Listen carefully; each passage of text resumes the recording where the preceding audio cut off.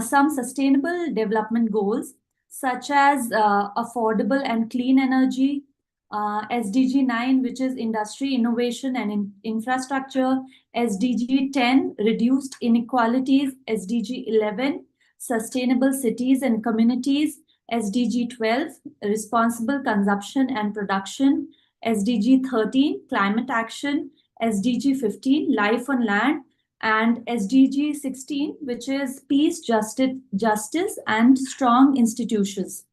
This project comprises two main components, which is the bamboo plantation initiative that focuses mainly on setting up bamboo plantations across Bangalore, and bamboo integration in the construction sector, which aims to promote the use of bamboo as a sustainable building material in construction sector.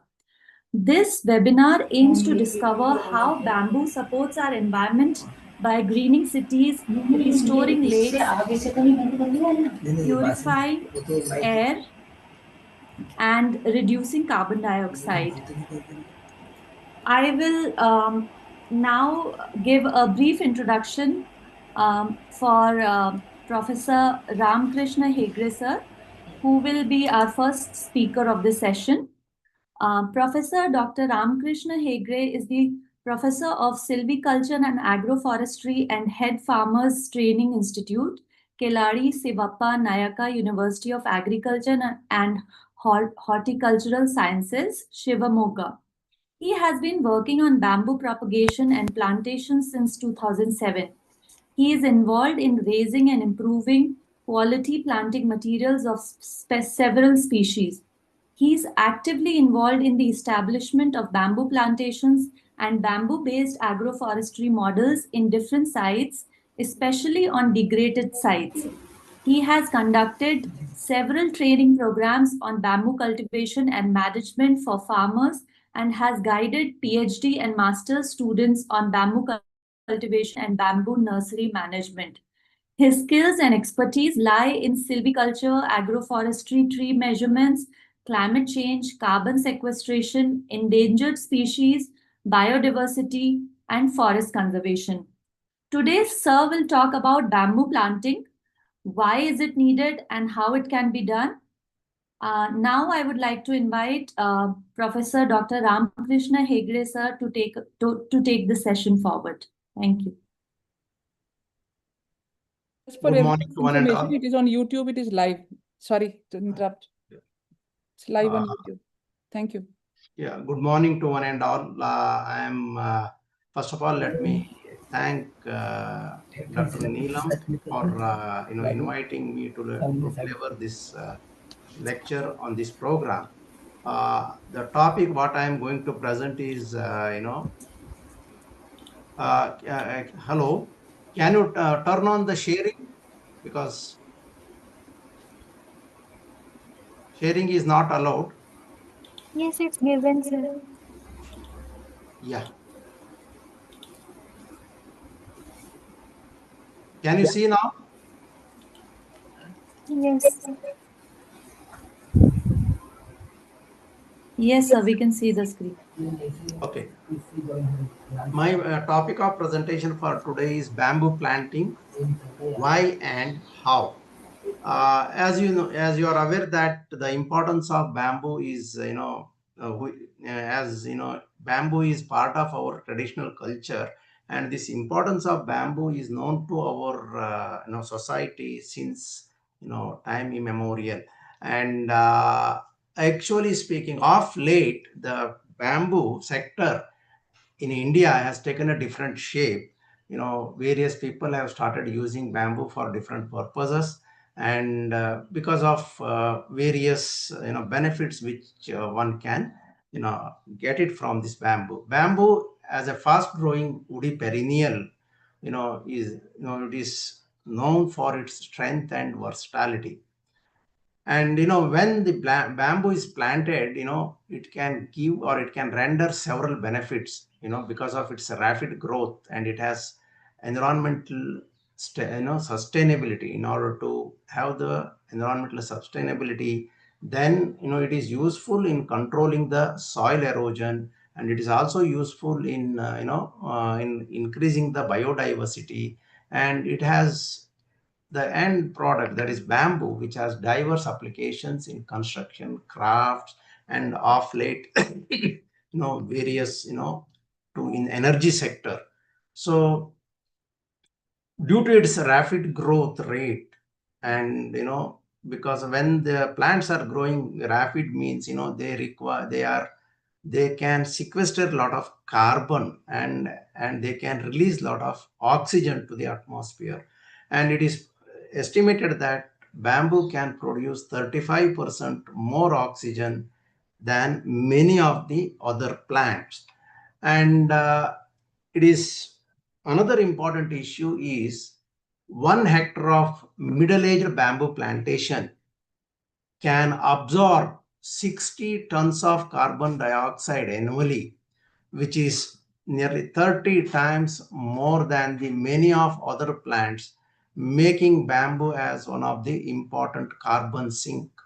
So thus, this bamboo, which has very good, what to say is air purification and other other associated benefits.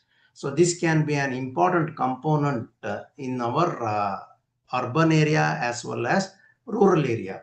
Additionally, this planting bamboo can enhance the landscape, because the lush greenery effect of bamboo can increase the landscape, or the aesthetic value. And as a result, this cultivation of bamboo, one can, by cultivating bamboo, one can have several benefits, such as promoting sustainability, improving soil health, enhancing air quality, creating habitats for birds, and combating climate change, and contributing to the environmental friendliness.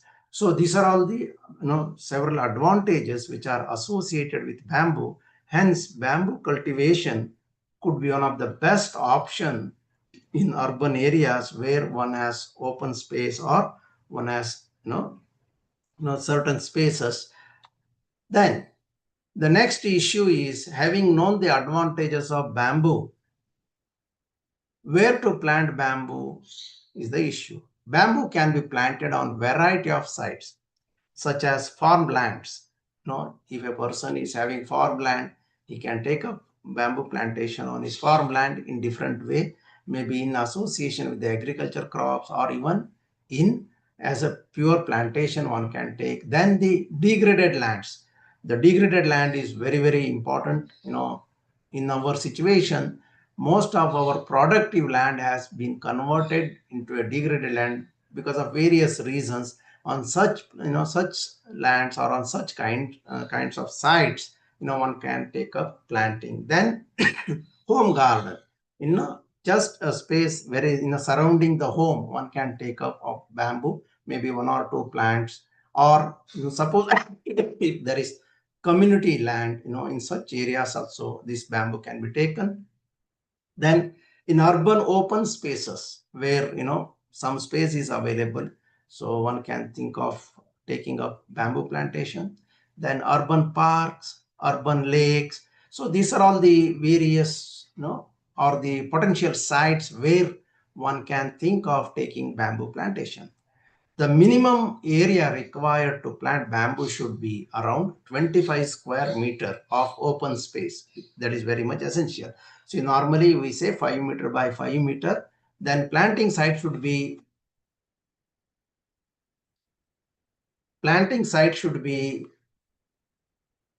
just 1 minute. There is some problem here. Yeah, okay. The planting site should be free from electrical lines. That is very, very important. Then water lines, if there are certain water pipes, then gas lines, then roads and drains. So these are all very, very important. We should not plant bamboo inside the drains. So it should be, we can say, when you are taking a planting in urban area, the minimum distance from the concrete structure and buildings should be 5 meters, such that it will not be affecting the building to a greater extent. Then what are the important aspects to be considered? in bamboo cultivation. So that is very, very important. The first and foremost thing in bamboo cultivation is the selection of species, because the selection of species is very, very important. The selection of appropriate species, gives maximum benefit for a particular site, rather than selection of, the species which is not appropriate to that site.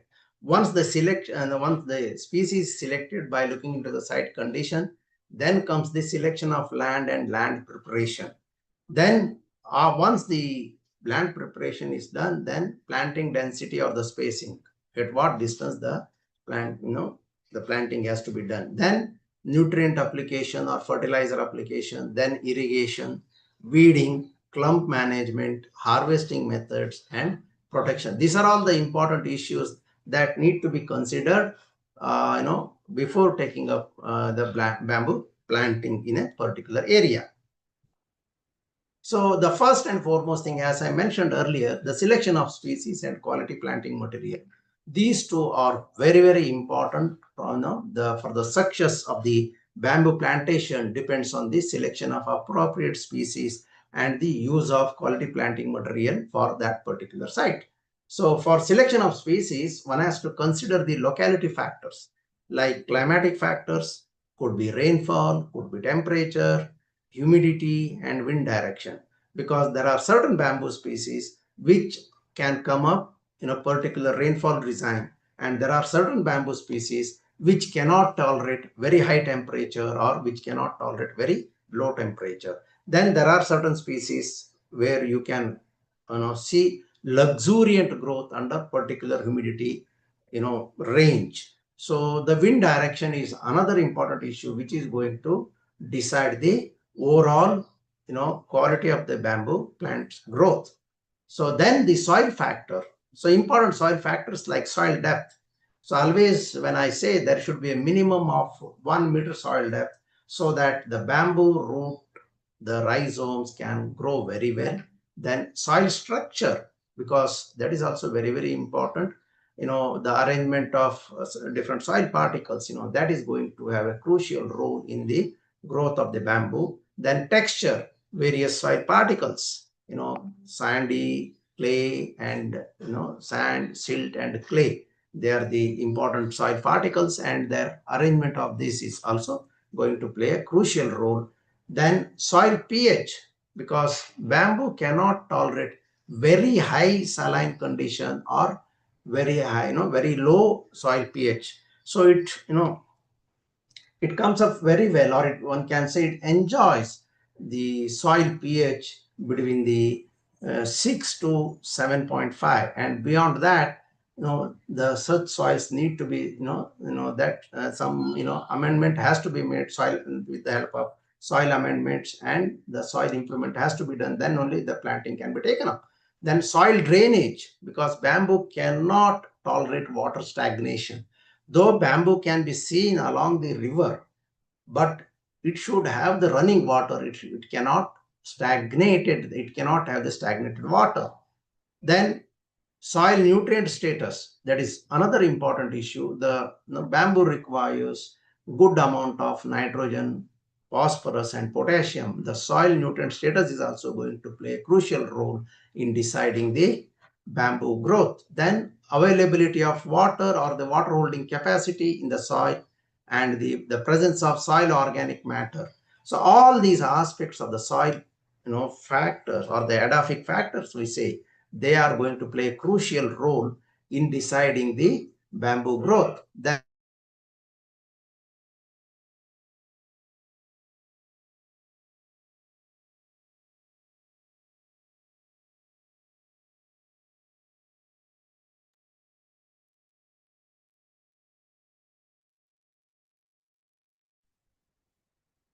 Hello. I think Dr. Hegde, we can't hear you. he's lost reception, maybe.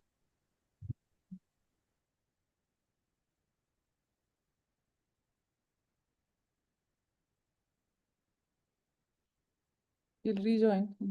Okay. He's there, but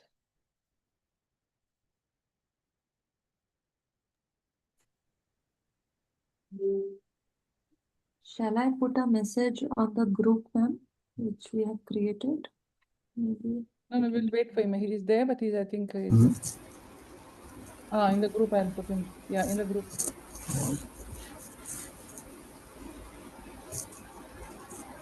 Hello, Yeah, he can hear you. madam. Can you hear me?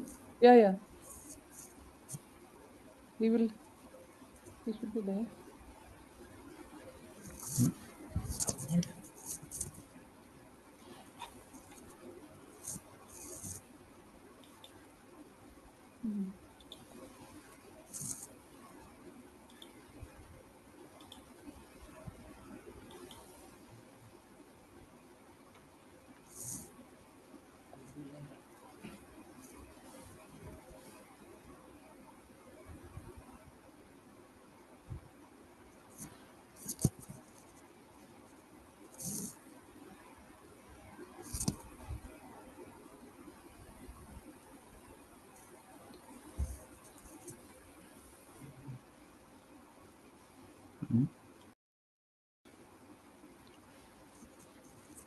Hello, madam. Am I audible?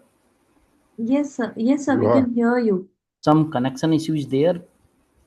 I think it is from We are Dr. not. Ramakrishna Hegde, sir. There's a connection issue. I think we can all hear each other.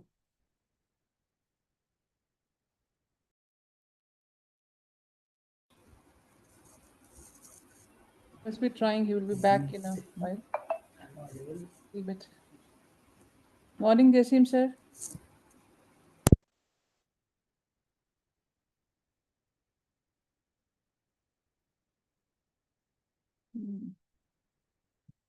He's not taking his call. He must be trying to get back.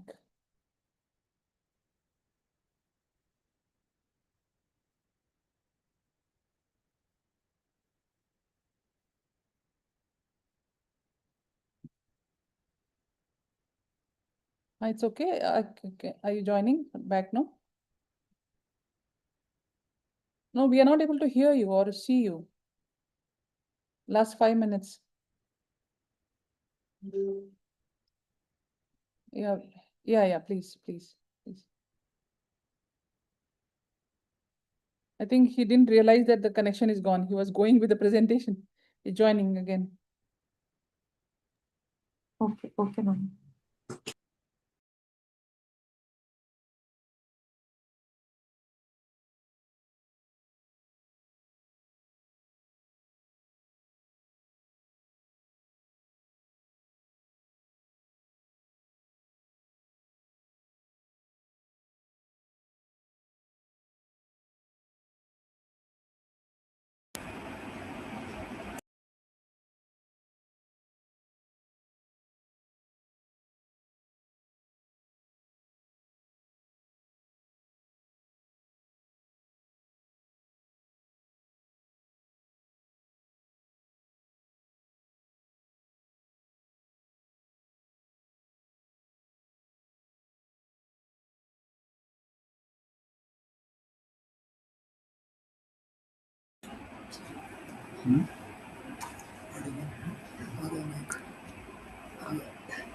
आवाज तो नहीं आ रही ना?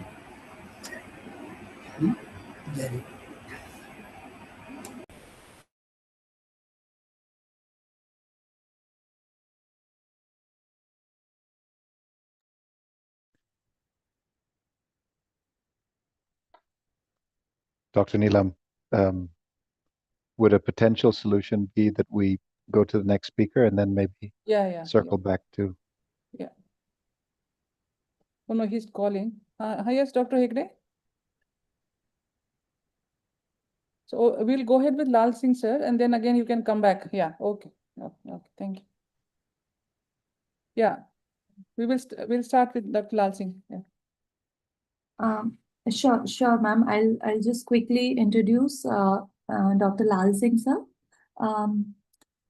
Dr. Lal Singh is currently a principal scientist at Solid and Hazardous Waste Management Division at National Environmental Engineering Research Institute, with an experience of approximately 16 years as an academician and researcher in central government institutions and Forest Research Institute. He is a specialist in ecological restoration and has worked extensively on projects related to the development of bamboo diversity on fly ash degraded areas, wastelands, mining dumps, and contaminated areas.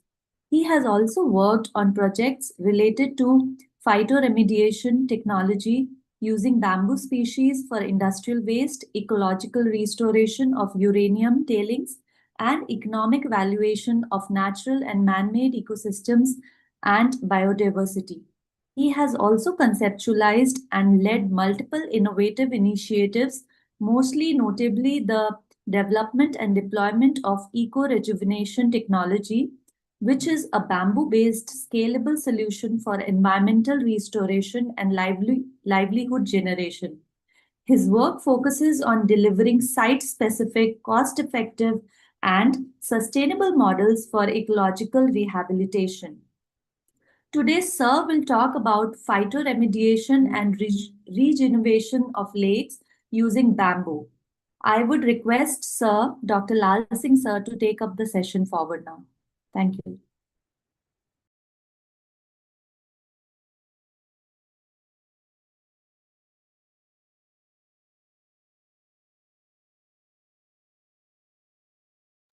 Dr. Lal Singh Sir, you can take up the floor and as the You can unmute Sir, yourself. can you come in?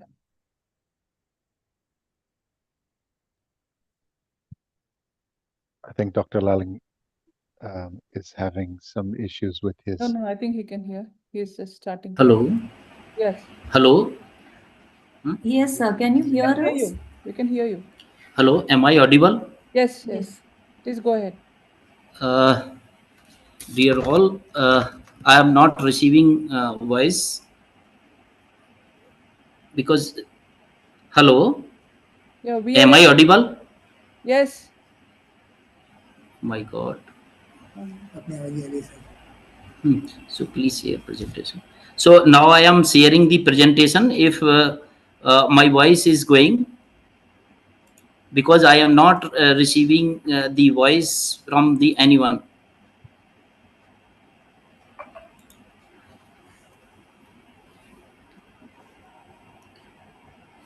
Hello. Yeah.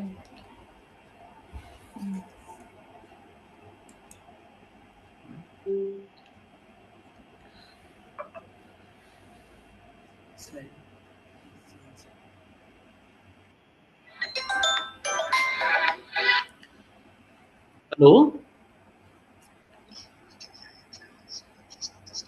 Okay, sir. Okay, if you can hear, okay, I will start.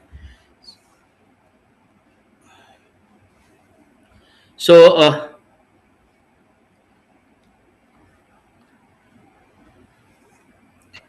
so good afternoon, all of you. Phytoremediation through bamboo plantation of contaminated sites.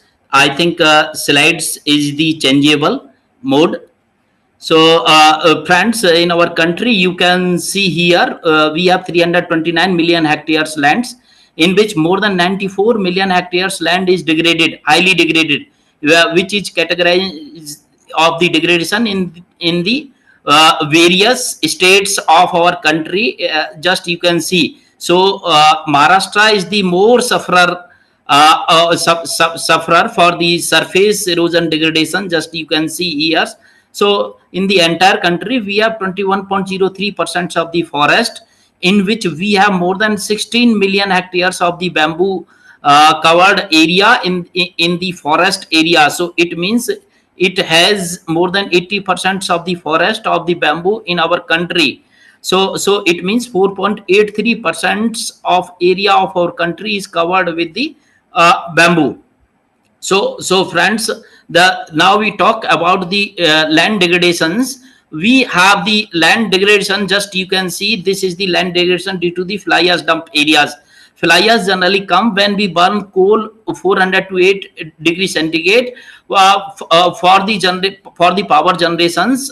When we burn coal, the that fly ash is generated in a huge amounts in the entire country. This is the fly ash is having more than 75,000 hectares of the lands cover or affected by them in different parts of the country in which we have the thermal power stations.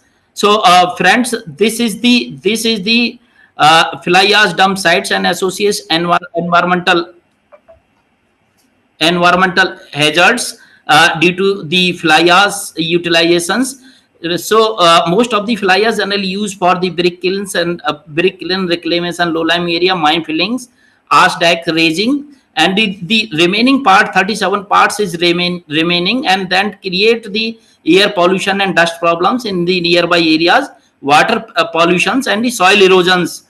So and loss of the biodiversity. So this is the major problem, and if it will be the such type of dump, it will be in a such positions, it can create the problem in the surroundings environment, silicosis, fibrosis, bronchitis, and cause of carcinogenic growth due to long-term exposure. So friends, CSIR NERI has developed one technology known as the ecology technology. In that technology, only 6 parameters is there. One is the site-specific plant species, physical, chemical, microbiological parameters, and bacteria and fungi, and organic waste. By using these 5 parameters, we have developed one technology, ecology technology. Through this technology, if we can use this technology on a contaminated area or degraded or fly ash dumps area within a 6-month period, we can rejuvenate the such type of the sites. So one of the example I want to share with you, this is the fly ash dumps area. So the Koradi thermal powers area, it is in Nagpur districts of the Maharashtra in India. Just you can see this is the fly ash conditions. Yeah, here you can see physical, chemical, and biological parameters.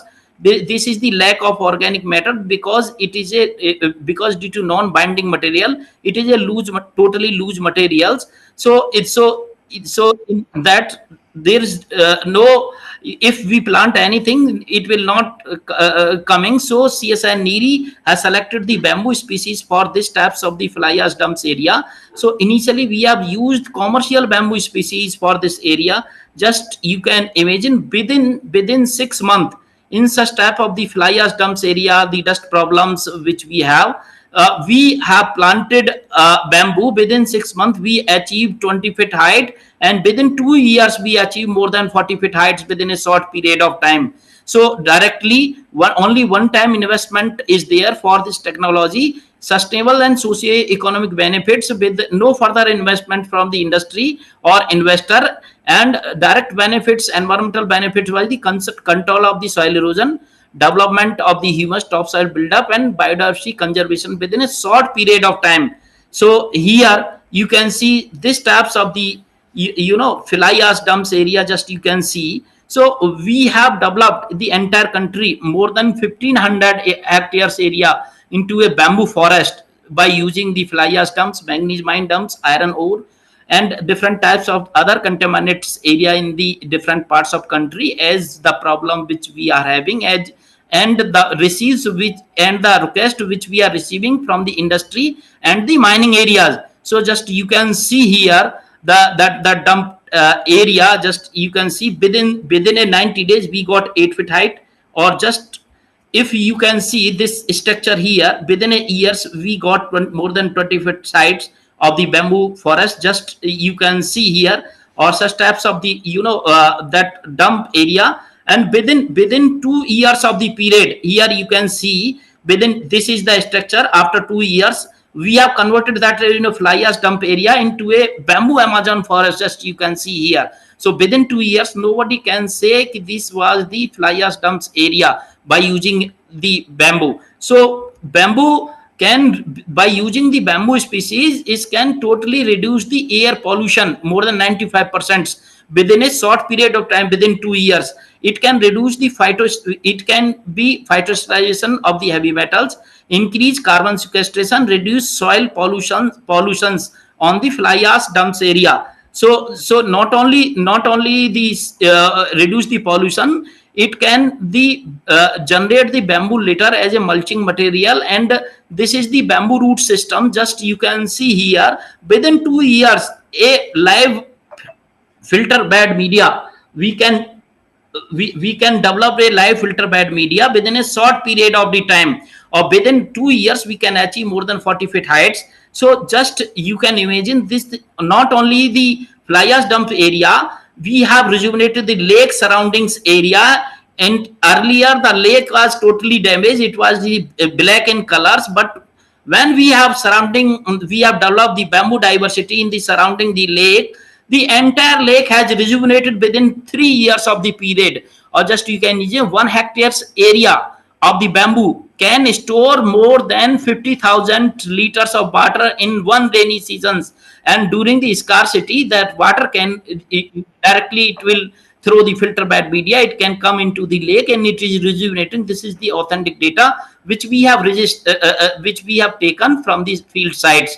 So friends, not only the one sites, there are a lot of sites which we have rejuvenated the fly ash or contaminated dumps area. So here you can see these types of the fly ash dumps area. In a systematic design we have used for developing that the fly ash dumps area. Within a short period of time, we have checked the soil erosion, water erosion, air pollution problems, and the soil pollution problem we have solved. So within a 4 year of periods, we have taken the data from that the dump area which we have developed through the bamboo diversity. So generally within 4 years we got more than 90, we are releasing more than 98 ton of this oxygen in that area. We are conserving 37 ton of carbon sequestration within 4 years. Within 4 years, CO2 sequestration we are storing 37 ton, and total biomass below and above ground 74 ton biomass we have stores. Not only we are storing the biomass and carbon sequestration, oxygen release, we have developed the bird diversity in the entire area within a short period of the time. So more than 25 species bird we have recorded, in which 5 species was the rare and endangered, and also included in IUCN categories on that dump area. And they have their habitat and niche, and all birds are the omnivores, generally came for the butterfly, dampsefly, and mesofauna for taking their day-to-day life, and they are developed niche. Not only the bird fly, the systems has rejuvenated with the dampsefly, butterfly, spider, mesofauna. So all type of habitat it has developed within the 2 years of the periods. So this sites has visited the various dignitaries, not only the state forest ministers, the other country, Vietnam, Laos, and Thailand. So the entire country we have developed more than 1500, rejuvenate more than 1500 hectares area by using the bamboo diversity. So friends, these are the some of the our sites which we already developed in 6 states of the of country by using various species in that country. So friends, now we small talk about the bamboo diversity. The entire globe we have 1% bamboo forest if we comparison the entire forest. So in that 1% of forest means 37 million hectares bamboo we have, the entire world having 120 species, having 139 genera. So these are the some arundinary genera which is available in the temperate area, and this is the bamboo seeds, tropical, subtropicals area in the entire globe, and this is the ori, generally found in the arid dry regions in the African countries. So this is the diversity. We have 137 species in our country, having 31 genera. Just you can see bambusa is the one of the dominant genera. After that the Dendrocalamus, and after that the Aucklandra and Usnea, and then the other species Kuruna also there. So in the 31 genera, 137 species are available in the forest. If we comparison that the entire country it has distributed, so these are the some 10 states which the bamboo diversity and area which we have which you have taken or recorded in Madhya Pradesh is the dominant stage for the bamboo covered area. After that, Arunachal, Maharashtra, Odisha, Assam, Chhattisgarh, and Karnataka. So this is the bamboo diversity we have. This is the diversity in the entire country. Just you can see, friends. I will not go in detail. It is available, and I have shared my presentations also. So all these bamboo species which we have collected, and we have developed bamboo situm in the CSI Niri. We have more than 19 genera, having 92 species of bamboo. Anyone can see and visit the area. Some of the commercial species, which is some of 23 is the commercial species, is available in our country by using the various purposes: construction, vegetable fodder, mass timber, pulping, and biofuel. So not only bamboo for developing the ecology, bamboo for also the industry. So utilization bamboo waste, we can use the bamboo for electrical and thermal energy. After that, bamboo ash can be used for the industry, like potassium silicate can be used for the construction on construction or agricultural paints and coatings, and other industry also, because in bamboo 20% silica is there in bamboo leaves. So that silica can be converted in as a amendment with lithium silicate, calcium silicate, zinc silicate, sodium silicate, synthetic pesticide silica, copper silicate, other metal silicate. So these types of industry we are running here. One of the industry in Butibori in Nagpur. So not only bamboo is using for the provisioning services, means timber, edible, and bamboo also using for the supporting services: ecological succession, nutrient cycling, microbial diversity, habitat creations, carbon sequestration. The regulating service is very important for the cities, or like the Bangalore, other major cities, Kolkata, Delhi, and other cities. So carbon sequestration, climate regulation, land restoration, water conservations. So regulating services is very important, because these are the vital activity which is required for day-to-day life also. So bamboo can regulate the other ecological services within a short period of time. So some of the ornamental bamboo species, just you can see here, some of the ornamental Bambusa polymorpha, Cystem, Brachica, Theristrus amensis, Bambusa cacharensis, Sasa fortunai, and Bambusa ventricosa, Bambusa vamen. So these are the Paleoblasters variegata, other ornamental species. I will not go in details. So this is the bamboo system which we have developed in CSI Niri. Just you can see in here 92 species having 19 genera. Just so how we can develop the bamboo ecology in a city like the Nagpur as well as the Bangalore in a systematic way, in a ecological sustainability way, in a short period of time, because within 6 to 7 months we can achieve more than 20 feet heights, or within 2 years we can achieve 40 feet heights. A bamboo leaf is having a persistent value within a short period of the times. Within 180 days, bamboo leaf can persistent on the plants. So thank you all of the patience, because my voice is going there, but I am not receiving your voices. So thank you very much. Thank you so much, sir, for the wonderful presentation. I think you are unable to hear us, but I'm sure everybody will agree with me that it was a very informative presentation. I think we can take the questions at the end of the session, because sir can also not hear us. So the question and answer session will be at the end.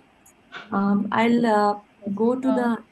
Dr. Ramkrishna Hegde, actually, I think he is having a problem because of the lot of bamboo plants around him. So the thing is really bad. So he has sent the presentation to us.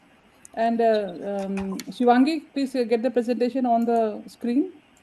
And he will continue and finish his presentation. Dr. Hegde, you can join from the phone in case you have an issue. Yeah, I can, no problem. Okay, sir. You can continue the presentation. Okay. First of all, I apologize for the inconvenience which happened here. Okay, then I'm sorry. If I'm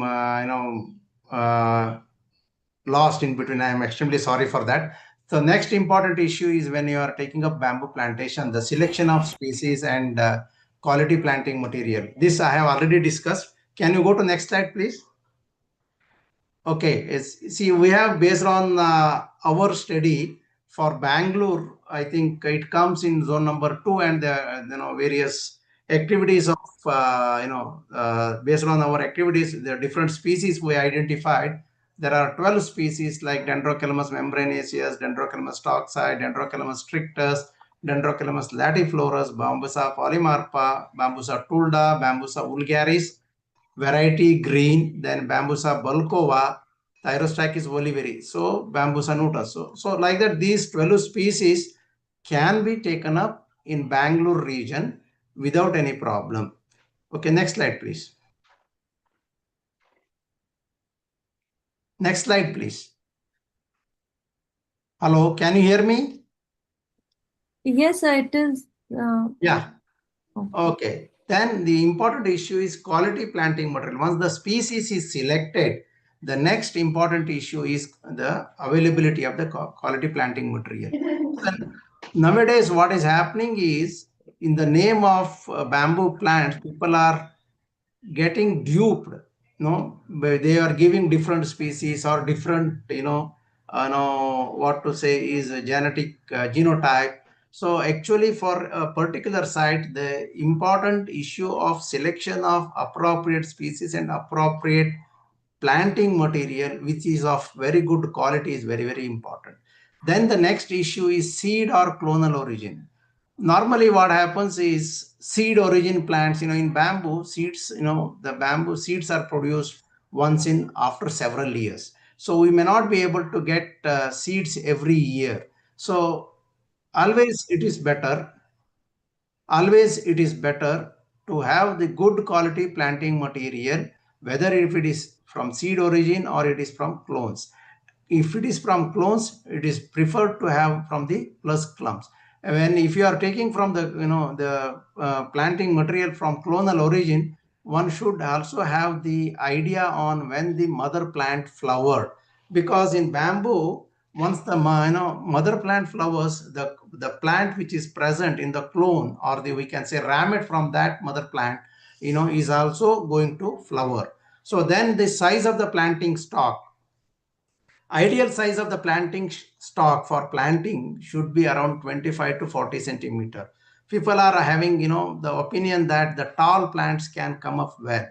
No doubt, tall plants can come up well, provided there should be, intensive care in the initial days. So if you plant a plant of 25 to 30 centimeter with 2 to 3 healthy, vigorous stems, so it can, very quickly it can establish into the new site condition, and it can come up well, so that, the establishment of bamboo plantation will be much easier.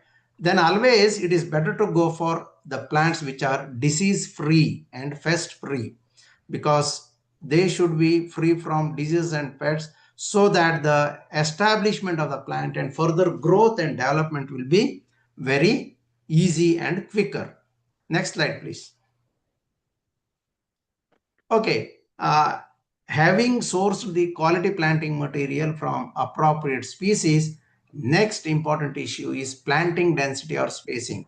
If you are having open space, large open space, one can think of what should be the ideal planting density.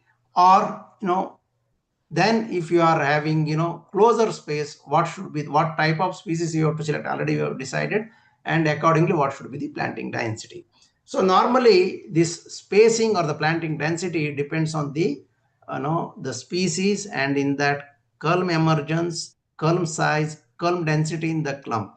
Then if you are going for, urban areas, urban open spaces or urban parks, whether you want to have monoculture or you want to have mixed species, then you should also think on the space for drainage channels. In certain situation, if the land is, degraded land, or if the land has water stagnation, in few months in a year, then you have to provide appropriate drainage and the space for drainage channel. Then if you are thinking of intercultivating certain medicinal plants or certain vegetables, then you should have what should be the ideal spacing. Then the objective of management, because, if some people are planting bamboo just for the sake of bamboo, one need not go for, the spacing different, wider spacing. Or if you are going for, for bamboo production, bamboo pole production itself, then you have to think of the spacing, which is the appropriate spacing. So these are all the important parameters that need to be considered while taking up planting. Suppose if you are having open space, say around say 1 acre area or half an acre area, so you can think of planting at an espacement of 5 meter by 5 meter. So you can see the pictorial presentation which is in my slide. So you can place the plant at 5 meter by 5 meter, and you can get the very good growth maybe after 4 or 5 years. So your harvesting of poles is also possible from such plantations. Next slide. Okay, then once the spacing is done, then comes the digging of pits and refilling of pits. This is very, very important for the successful establishment. Depending on the size of the plants, the dimension of the pit has to be determined. Normally, we advise pits of 45 centimeter, 45 centimeter, 45 centimeter, width, height, depth, and width. So sometimes what happens, if the plants are very large or if the soil is very poor, we advise the people to go for 1 meter by 1 meter by 1 meter, 1 cubic meter size pit, and there they can fill the various materials like soil, compost, soil layer, then green leaves, as shown in the pictorial presentation. You can see in this way, and they can take up the planting, so that the planted plants will have better conducive condition for quicker establishment and better growth. So this pictorial presentation says, when you are taking up bamboo planting, after digging the pits, so you should have the soil layer at the beneath, then followed by you have to add compost, then add thin layer of soil, then you may have to take up planting, then you may have to add cover the green leaves layer, so that it act as a mulch, and there will not be further evaporation from the soil and soil erosion to a certain extent. Next slide, please. Next slide. Can you hear me? Hello? Yeah. There is something. Yeah. We can hear you. No, no Yeah. problem. This is how the planting has to be done. So kindly go to slide. Okay. This is how the planting has to be done. You have to add first nutrients or fertilizers. Then you have to add some soil. Then you have to add, vermicompost. Then you have to add soil, and you have to take up the planting. So next slide, please. See, once the planting is done, next important issue is protection from browsing animals. Because what happens, especially in urban areas, browsing animals are common, especially in Indian situation, cattle or sometimes horses or donkey or whatever may be the thing. So you have to protect the plants from such browsing animals. So if it is single plant, one can go for structure. You can see here in the pictorial presentation, with the help of 3 sticks, use used cement bag or rice bags which are empty, then or gunny bags, and put them in in a triangular shape, and place these bags, so that in the initial stage the browsing animals will not browse on the bamboo plant. Maybe after 2 or 3 months, once the plants are established and they started growing, and you can take take them out. So from waste, you can use this for protection of your bamboo, and from waste bags, and you can raise your bamboo plantation. That is the thing which I wanted to tell you. And this is the pictorial presentation which we have used in our establishing the plantations in our area. So next slide, please. Next. Yeah. So once the bamboo protection is done, the next issue is application of nutrients. Because in order to ensure the appropriate growth, or better growth, so bamboo, one can think of giving the fertilizer to the bamboo so that it can, one can get the maximum productivity from that. So normally bamboo can respond very well to the nitrogen, phosphorus, and potassium fertilizers. And these fertilizers can be timed at the beginning and at the end of the rainy season in places with distinct dry and wet seasons. If there is provision of irrigation, one can think of applying the fertilizer even in other time also. Next slide, please. Okay, this is how the fertilizers, you can see the nitrogen, phosphorus, and potassium fertilizers, because bamboo requires, it is a, one can say that it is a, it is a huge nutrient, especially it requires huge, a large quantity of nutrients, especially potassium and nitrogen for its excellent growth. Suppose if you are willing to have organic form of organic form of nutrients, the suitable organic form nutrients are available in the market. Such nutrients can be applied. Otherwise, one can think of the chemical fertilizers, like one can think of use of urea, then muriate of potash, and then single super phosphate or rock phosphate. One can think of that. Next slide, please. So this is how the application of fertilizer can be made. Once the plantation is done, make small hole around the plant. Maybe one hole at east and one hole is at west, south, north, of roughly 15 centimeter deep. Then add the required quantity of nutrient and cover it so that the nutrient will not be wasted. This is, we call that a spot hole method, of fertilizer application. So next slide, please. So the next, once these fertilizers can also be used, can be applied by ring pit method also. Here, how the around the plant, the soil has to be dug, then the nutrient will be added and it has to be covered. So this is how the nutrient can also be applied in other way. Next slide, please. Only point is it should be minimum 30 centimeter away from the base of the plant.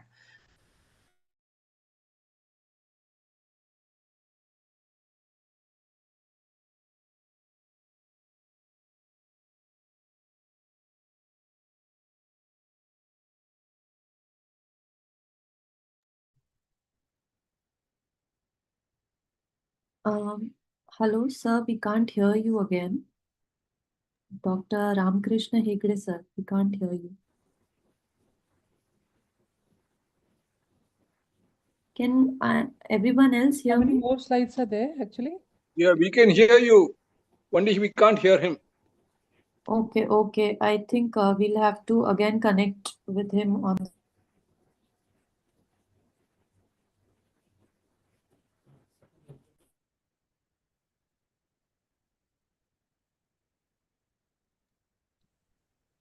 We call this the coconut Wi-Fi. I think we can go ahead again. Go ahead with Arif's this thing. Shall I give an introduction to Arif, sir? Yeah. Or okay, and we can come back to sir again when We'll he start with rejoins. Arif. Okay, sure, ma'am. Sure. So our next speaker is Arif Rabiq, sir. He holds a degree in environmental studies and is currently the executive director of the Environmental Bamboo Foundation.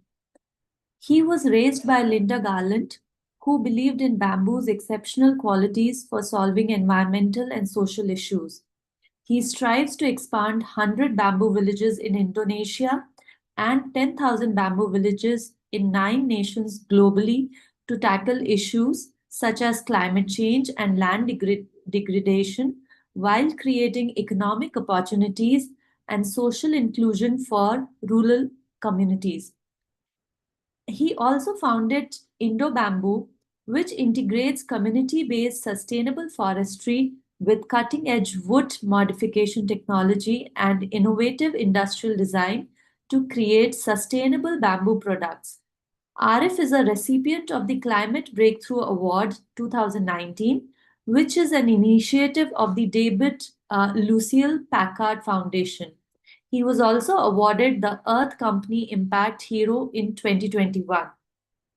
Today, Arif Rabiq sir will talk about the flagship Grow Your Own City initiative that the Bamboo Village Trust has with the Bamboo City project, which is basically trying to link our bamboo villages to markets in adjacent built environments in Indonesia and other places where village businesses units are being developed. He will also discuss urban bamboo as part of the philosophy transformation that urban people need to go through, as envisioned in the Bamboo City project by architect Neelam Manjunath, especially in terms of how we keep synergizing into the future and grow these visions and partnerships. I would now like to invite Arif Rabiq sir to take the session forward. Thank you. Thank you, Harshita. Hello, everyone. One second, let me try to share my screen. Fingers crossed this works. Okay, allow. Oh.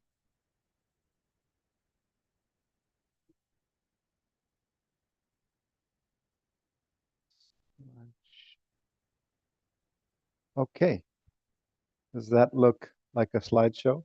Oh, it works on its own. Great. Perfect. Well, thank you very much for this opportunity, Neelam and friends from CGBMT. My name again is Arif Rabiq. I'm the Executive Director of the Bamboo Village Trust. And yeah, today, want to talk about how we can grow from these different bamboo roots that we are growing in the hearts and minds of people, as well as in landscapes, to thriving communities. And of course, I will speak a little bit about GYOC, the Grow Your Own City initiative. Also, a little aside is that Neelam and Ramkrishna and I have been talking about growing bamboo villages in Bengaluru and adjacent landscapes for some years now. So they are old friends and very excited to be here. Thank you. Okay.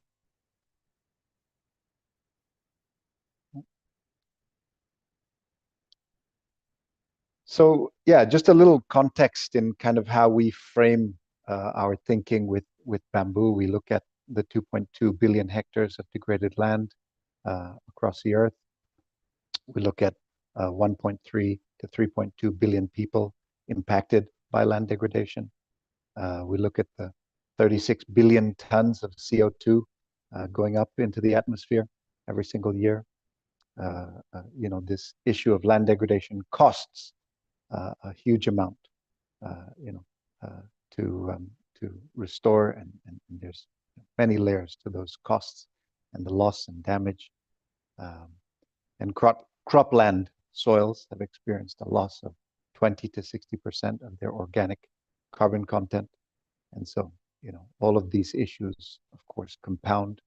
And the average abundance of native species in most major land-based habitats has fallen. In Indonesia, we know definitely it's at least 20%. In other areas, it could be even higher, right? And so we have many of these species that are threatened. And, bamboo, at the Bamboo Village Trust, we say we don't believe in bamboo.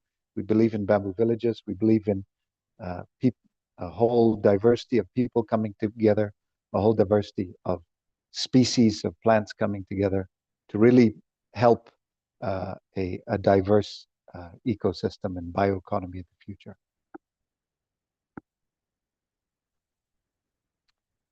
Yeah, and there's kind of 5 major kind of umbrellas that we talk about in terms of, number 1, restoring landscapes. 2, the versatility and end use of bamboo. Number 3, the rapidly renewable nature of bamboo, how fast it grows, and how it can link up with other parts of the ecosystem. Number 4, how it empowers communities. and finally, its cost effectiveness in rural economies. So we truly believe that bamboo agroforestry, mixing bamboo as a shallow species with medium root species and deep root species, of which there are many, many thousands to pick from in each landscape typically. And if you can, I don't know if you can see that diversified forest asset kind of quadrant of the slide. You can actually mix agroforestry belts with crop belts and really find a way to create an agro ecosystem that will be resilient to many of these different cycles of, be it El Nino, La Nina, and of course the warming climate and the more volatility in climate change that we are all experiencing. And of course, you have increased forest productivity when you really have communities all working together to do value addition and making more cash flows from the lands. And so in that kind of second quadrant on the right, you can see that's 7 trucks coming out of 7 different villages that are going to one landscape-based processing facility. And so we see one landscape as a bamboo village, 2,000 hectares of degraded land that we can restore with roughly a third bamboo, a third medium root species, a third deep root species, and you get a lot of this productivity can increase. And in Indonesia, especially, we have a 3,600-year-old plus tradition of these bamboo-based agroforestry systems in rain shadows, in dryland forestry, where bamboo was used to harvest the rainwater runoff and to bring the water into the soil. And there's the famous quote, when you plant bamboo, you plant water.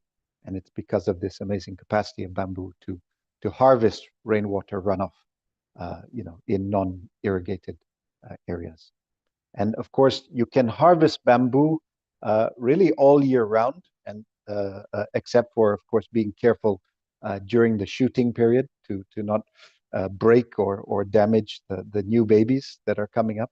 But actually, you can even harvest when that's happening, but you need to be much more careful. So this is a very unique socioeconomic benefit to the communities, because they literally can continue their cash flows all year round, and that really helps the village resilience in terms of the business and what we call a bamboo village business unit. And so, yeah, this all comes together to become what we call a bamboo village, and we created a trust fund to really help a lot of communities to build these systems. And so we are part of what we call the Bamboo Village Initiative, which was started in 2015, actually by the government of Indonesia and a previous institution I was part of, the Environmental Bamboo Foundation, that my mother started. Thank you, Nilam, for speaking about her. And yeah, my mother started working with actually this species on the slide, Dendrocalamus asper, in 1973, making high-end furniture. But after about 20 years of making good profits from this species, she became a full-time environmentalist and really laid the foundations for what we now call the Bamboo Village Initiative. And essentially, we are trying to work within Indonesia to do 2 million hectares of degraded land restoration and create what we call a restoration economy within Indonesia. The Bamboo Village Trust is focusing on just 200 of these as one institution and the networks that we are growing. But we are actually focusing on roughly about 100 within Indonesia and 100 outside of Indonesia. So the plan is really to build a coalition of partners. We started with the UN Decade of Ecosystem Restoration. Now we are actually working with quite a few different strategic partners. Actually, in the room, I have the pleasure of saying that one of our strategic partners is here from the Common Ground Collaborative, or several of our partners. And yes, we we really want to work with a many-to-many concept, as one of our partners here taught us, to really work with the right people in the right landscapes to, as Dr. Ramakrishna said before, to plant the right bamboo species, but also to plant the right system of a social, economic, and ecological dynamic that is resilient and long-term. So currently we have one of these bamboo villages fully in operation in East Indonesia, amongst the 15,000 hectare area of bamboo. And we have 29 bamboo villages in our current cohort. And we are working very hard with different strategic partners to get to 200 bamboo villages by 2030. Yeah, so 200 bamboo villages is 400,000 hectares of degraded land restored, and 42,000 rural households that will be empowered with this bamboo village system. And one thing that is key to this, that is really takes the longest time for us, is to create what we call the preparedness phase, where we start with giving the tenure to these communities, and then we have a convening phase, a champion activation phase, a co-op activation phase, and a social forestry asset activation phase. I'll skip our principles. And so for this, we have 7 enabling conditions. We look at land condition from a tenurial perspective and also a biophysical perspective.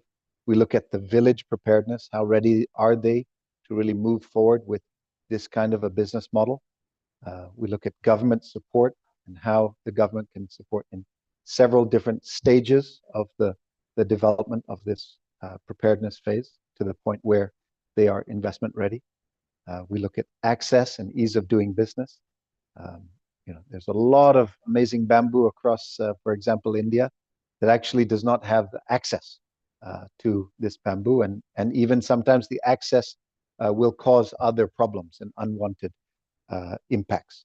So it's we must design these systems carefully, and of course, ease of doing business is really important. If there are issues of elite capture, issues of disruption, syndication, we must take note of this. And also we look at the capacity of the partners in this landscape to mitigate risks and threats.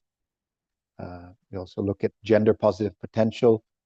We believe in a minimum of 50% women participation in these bamboo village systems, or bamboo-based agroforestry systems, with value addition at the village level. And then finally, the 7th enabler is we look at potential for integration of bamboo into existing supply and value chains, which again looks at a lot of those issues of current players and current actors in the value chains, middlemen, etc., and how can they be introduced to this bamboo concept in a way that they can accept it, and as much as possible we find synergies. So again, how do we kind of bring this concept, the Bamboo Village Initiative, within one landscape? We start with this convening phase, where we pull together through a champion and a backbone landscape partner, the local government, private sector, local private sector, village level institutions, and then we have them sign an MOU, or the champion really leads that process, and Bamboo Village Trust supports. We then have a champion activation phase, where the champion will be supported with technical assistance to create operational plans, business plans, benefit sharing plans, and tenurial access plans. The champion then leads the next phase, the co-op activation phase, through a process that we call Farmer Field School, which is really going to the field and with plus or minus 200 households, really doing experimentation, debate on how they can set up the planting, the managing, and the harvesting of the bamboo-based agroforestry system. And once they have consensus and are able to create a cooperative legally, then we talk about the asset. And yeah, I will fly through here because I know I'm running out of time. But essentially, after the social forestry asset activation phase, the asset of that land is bankable.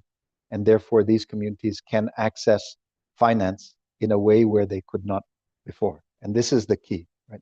Most of these landscapes and these farmers in rural areas of the tropical belt of the world are unbankable. And we need to change that. We need to help them to be bankable. And so creating this coherent social forestry or community forestry asset is critical. It takes a long time. You know, we typically talk about 3.5 to 4 years just for those first 4 steps. And then we can go into the market phase, which is, you know, after banks actually believe that the asset and the co-op are bankable, and then negotiations start in terms of, you know, which markets and returns, etc.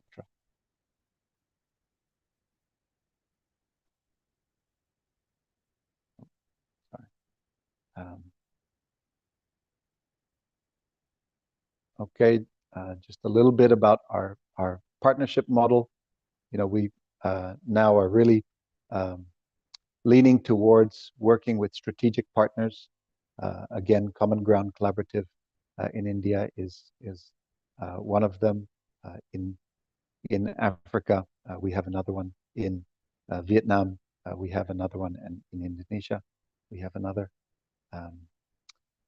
And the strategic partner as a locus, as a hub, to be able to go out to within arm's reach landscape partners that are able to work with the strategic partners to find champions at the village level that can really build these business plans. And you know, the big issue with bamboo is many types of siloing that take place, that in the end, because of exploitation in those siloed systems, actually the bamboos are cut and converted to other crops, etc. And so, you know, if we can create a system of business where the champion can manage up to $2 million of a revenue system, that is the scale by which a lot of these better business administration and controls and professionality can be supported and invested, and still the business can run and be profitable and pay back, for example, a loan or give dividends to an investor. Okay. Sorry, I don't seem to have my GYOC slide here, but maybe I'll just end with the concept of GYOC. GYOC is an initiative we started about 3 years ago with several different partners, of really linking a lot of the rural areas and the rural communities that we are helping to build these bamboo villages and adjacent urban areas. And how can we link the rural to urban, and how can we pull from the urban to the rural and really create a synergistic link, especially for the built environment. And you know, this is so many parallels with the Bamboo City vision. And so, you know, we're really excited to be synergizing and working together with Neelam and friends at CGBMT. And I think the big opportunity in India is really looking at housing needs and how we can really grow bamboo to supply the housing market, and how we can create different people, public, private partnerships for this kind of housing supply challenge, and really come together as a whole ecosystem of actors that can really look 10, 15 years into the future. How can we literally pull together millions of cubic of bamboo to be able to supply to one consistent market that can give that consistency to community level and village level actors like these champions and these bamboo villages, and also be able to empower landscape partners who can do things like certification, be the bridge between business and communities where sometimes we have friction and issues, and these strategic partners, to really try to create different, for example, financial vehicles and convene different types of partners to come together to pull all this together. This is really the vision that I think we're all working on together, and I'm very excited to say that, yeah, we are working with CGBMT to develop a bamboo village, and then from there, hopefully, many exciting housing solutions. So on that note, thank you very much, everyone, and I will stop here. Thank you. Thank Thank you so you. much, Arif sir, for this wonderful presentation. I think we'll quickly move forward to our next speaker, architect Neelam Manjunath ma'am. Ma'am is an accomplished woman architect, planner, scientist, climate warrior, social worker, and author with over 34 years of professional experience since 1991. Her expertise lies in solar passive design, low energy buildings, and sustainable built environments with a distinguished focus on bamboo. She has passionately championed the transformation of bamboo from poor man's timber to everyone's green gold through pioneering research, client advocacy, and innovative work. Most notably in collaboration with SOM for the Bangalore International Airport T2 terminal and various metro stations. She has been instrumental in establishing bamboo as a mainstream eco-friendly building materials in India and internationally. She is currently leading the Bamboo City project, integrating ecological bamboo solutions with city climate action plans to help make Bangalore carbon neutral by 2030. She has led multiple initiatives in research and design training and advocacy for sustainable materials and technologies since 1999. She has also launched the country's first structured bamboo application technology programs from 2011, currently going on. She is also the author of multiple projects and research which has been published in over 20 countries in more than 10 languages. I now request ma'am to take this session forward. Thank you. Thank you, Ashita. I'll just start the sharing.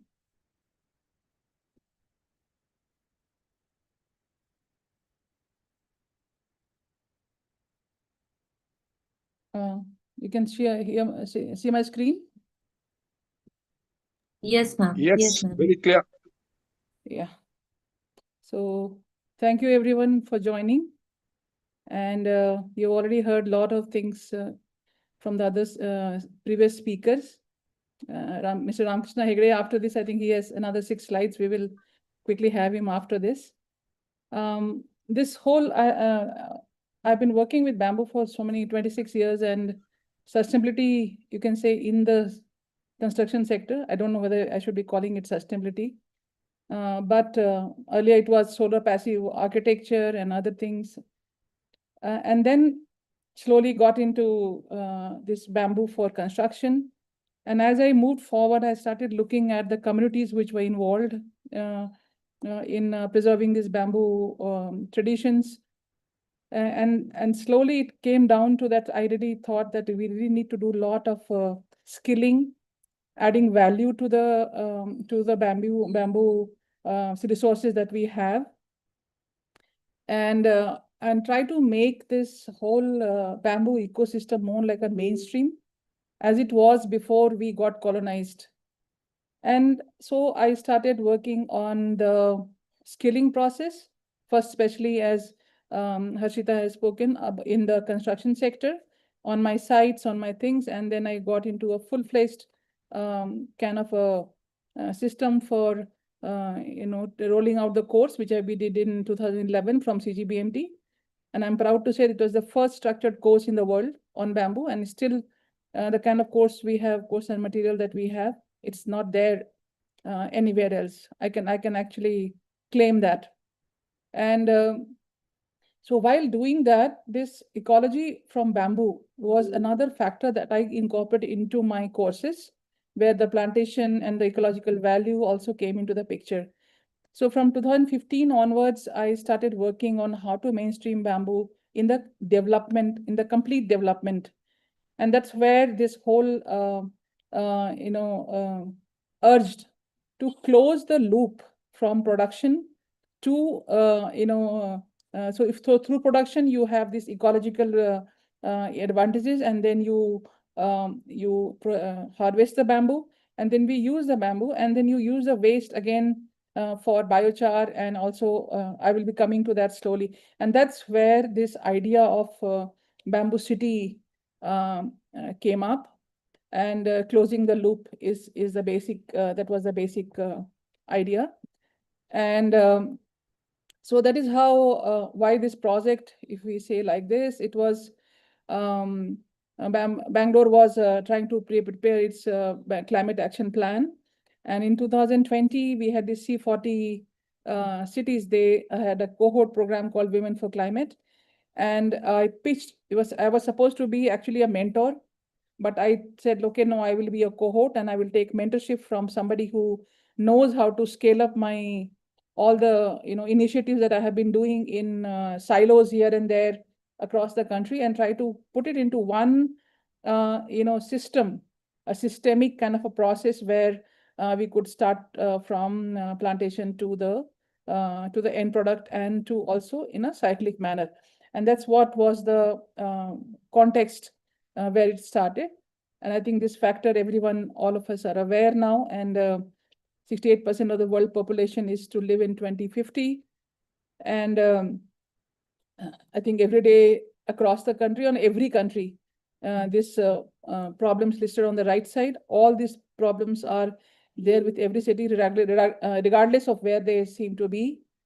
And so this is how the whole, and since I was here in Bangalore, I have been here now more than 31 years in Bangalore. I made it my home, and I've been working here. There are many organizations.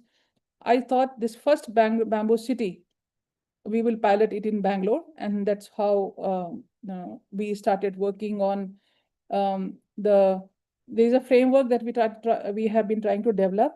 With that, we put Bangalore as the first case, you can say the pilot case, and that is how we started.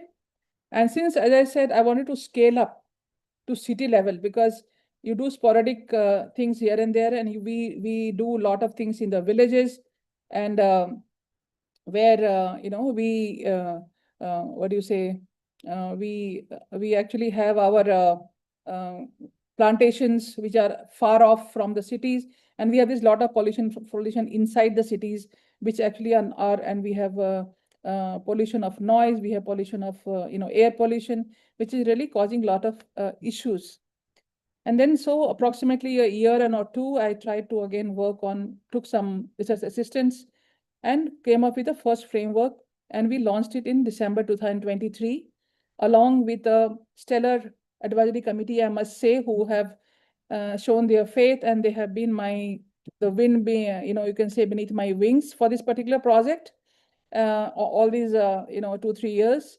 And in which Jasim sir is sitting here. We have many more. We have around 20 of them who have been actively participating and advising me and guiding me how to go forward on this. So the first exercise that we did was trying to connect to the local authorities. That is the Brihat Bangalore Metropolitan Mahanagar Palike, which is the corporation here, which looks after the complete city. And so they were the ones who were in charge of taking care of the climate action plan for Bangalore. And all the other organizations, what you see come within that climate action. So they have a climate action cell. Within that, all the other organizations collectively work towards the climate action plan of Bangalore. And very recently, I mean, Suzanne from WBO is also there on our advisory committee. And we are engaging with them on a very regular basis for this project further.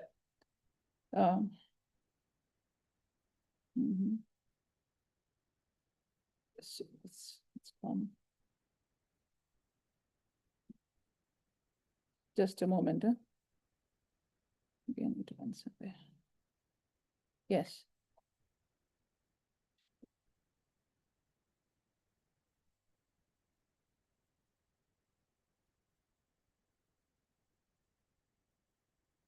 Generally doesn't happen, but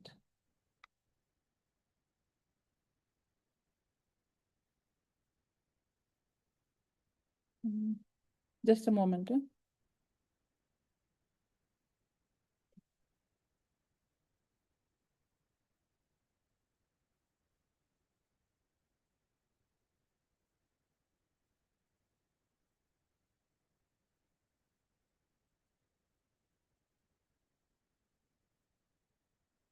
Yeah, I think I'll have to, there's some problem, it's not moving. In this format itself, I'll have to do it. Sorry about that. So this project, when we see at a glance, these are the sectors that we want to handle. And through that, we want to make Bangalore a carbon neutral and circular city, or you can say regenerative thereafter by 2030. That was in 2023, we put up that goal for us and how to achieve that. And what were the sectors? That was housing infrastructure, urban greening, air quality, water resource management, energy and waste management, and community resilience. And how to achieve that were the two important actions that we took.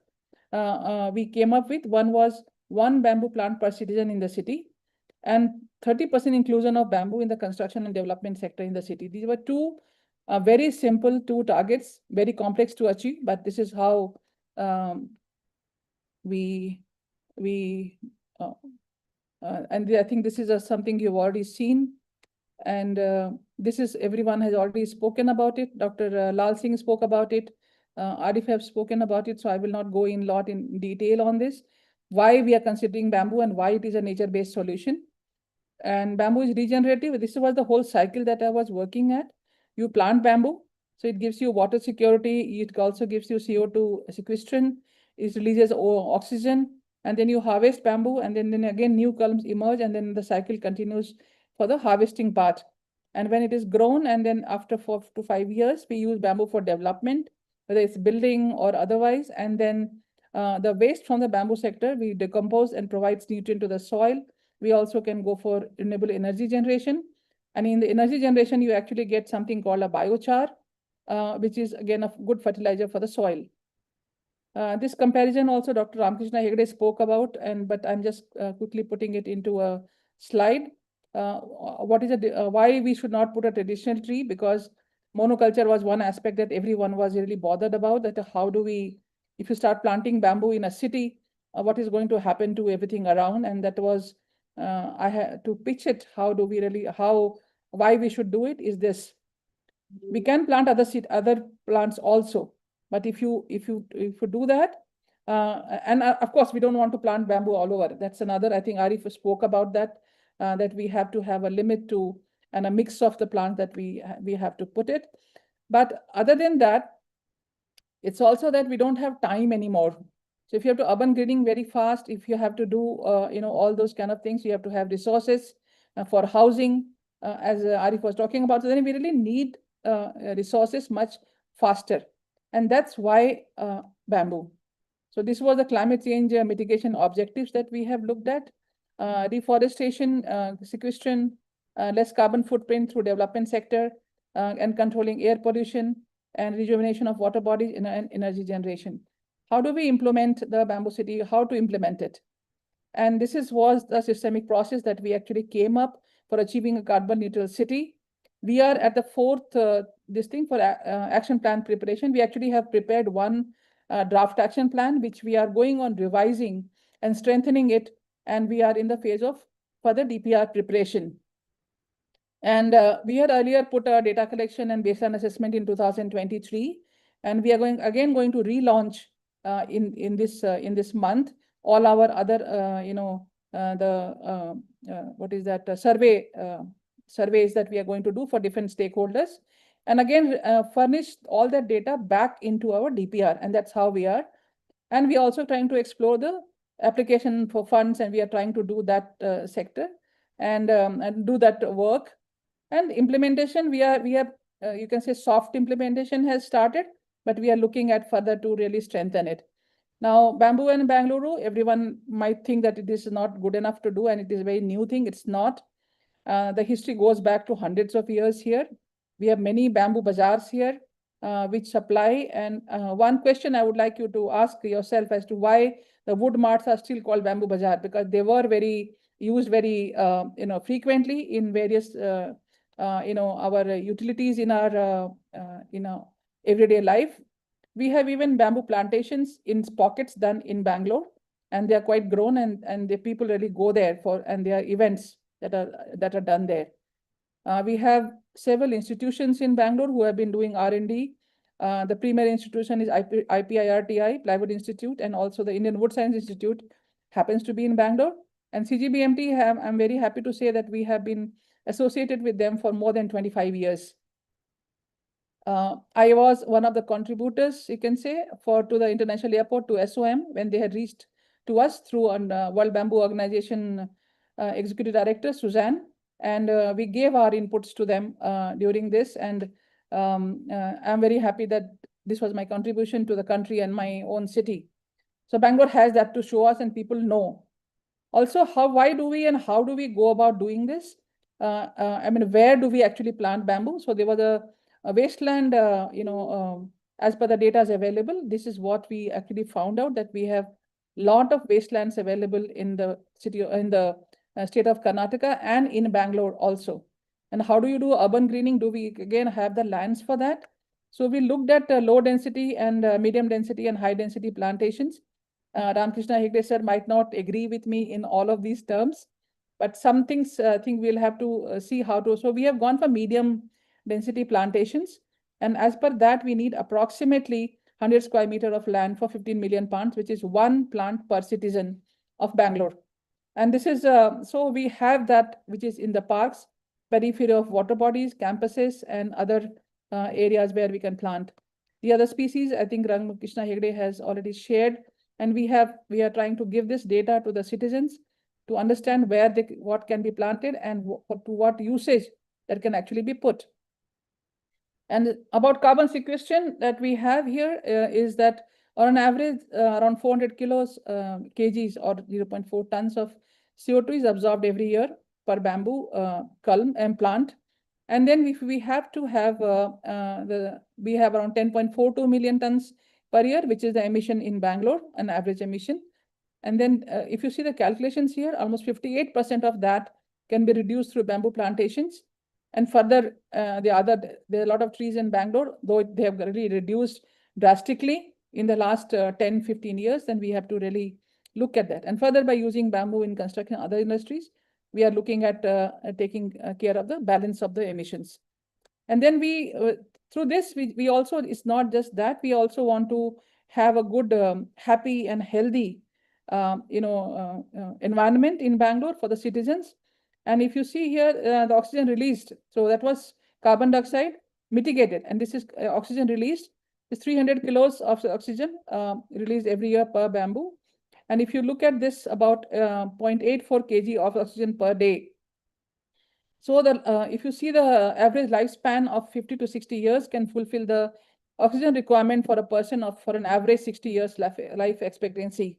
I mean, that is the kind of, so one plant per person aim to provide oxygen for lifetime is justified. And I generally call it my oxygen kit, calculation. Rejuvenation of water body, I mean, everywhere we are talking about water and how to, we have a lot of water, lot of rain happening, but not enough water to drink and usable water. And how do we go about that? And how do we, do our polluted lakes? So Bangalore has a very important system of lakes actually, and very well done, but it is most of them have got now, they are not, if you see this one, according to the report, we have around 210 lakes in Bangalore. However, only 160 or 67 of them are under BBMP custody, and only 65 have been developed so far. And if you see, there are different valleys here in Bangalore, natural valleys through which actually we can really do this work in a very easy manner. This is one case study, I think, that I can share later. And this was one very, enthusiastic environmentalist. He had asked me to do for a lake reservation, and this was almost 4 or 5 years ago. And this was approved by the High Court. This was submitted to High Court to the areas around the lakes where people try to build, the builders try to build. And if we are able to plant bamboo, that will also, the phytoremediation and contamination will happen, and the water which goes into, which we call as the Raju Kaluways in Canada, in Karnataka, they could be actually treated with this, and then we can have bunds of bamboo, which can actually further filter the water and give us potable water. These are the SDGs address that I already, Harshita has spoken about. But how do we do all this in a city which is already existing, which is such a complex ecosystem, and a lot of forces, capital, capitalists, politicians, many people. So if you see here, the kind of network that we are supposed to work within is completely complex. And I don't know whether it is, I definitely feel it is much more complex than working in the rural areas, because I think the land values and all those things, they are not so, so high. And because of that, it's a real challenge. And so we are looking, this was the stakeholder survey I was talking about, which we had put in 2023.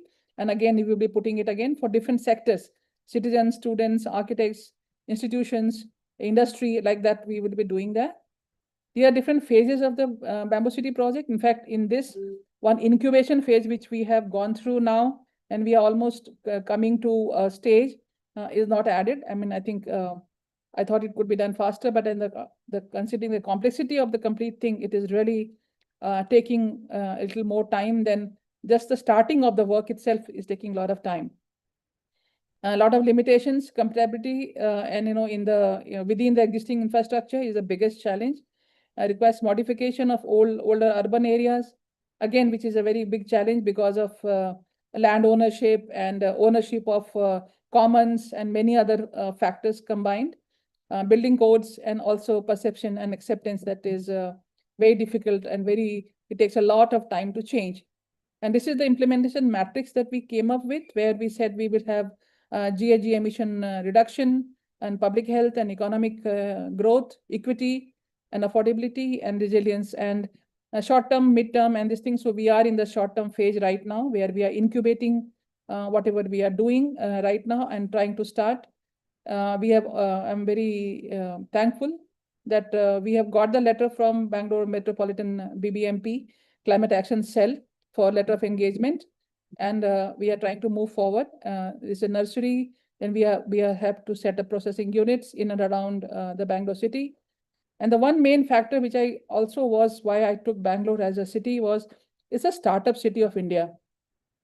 14 out of 32 unicorns in India, they are hailing from Bangalore, and the ground is very fertile, the ecosystem is very fertile. And that's why it could actually, I'm looking forward to attracting a lot of, people, sectors and people, private companies to come forward for this. This is the kind of simple calculations that we came up with to begin with. And we are hoping to reach it, as much as early as possible.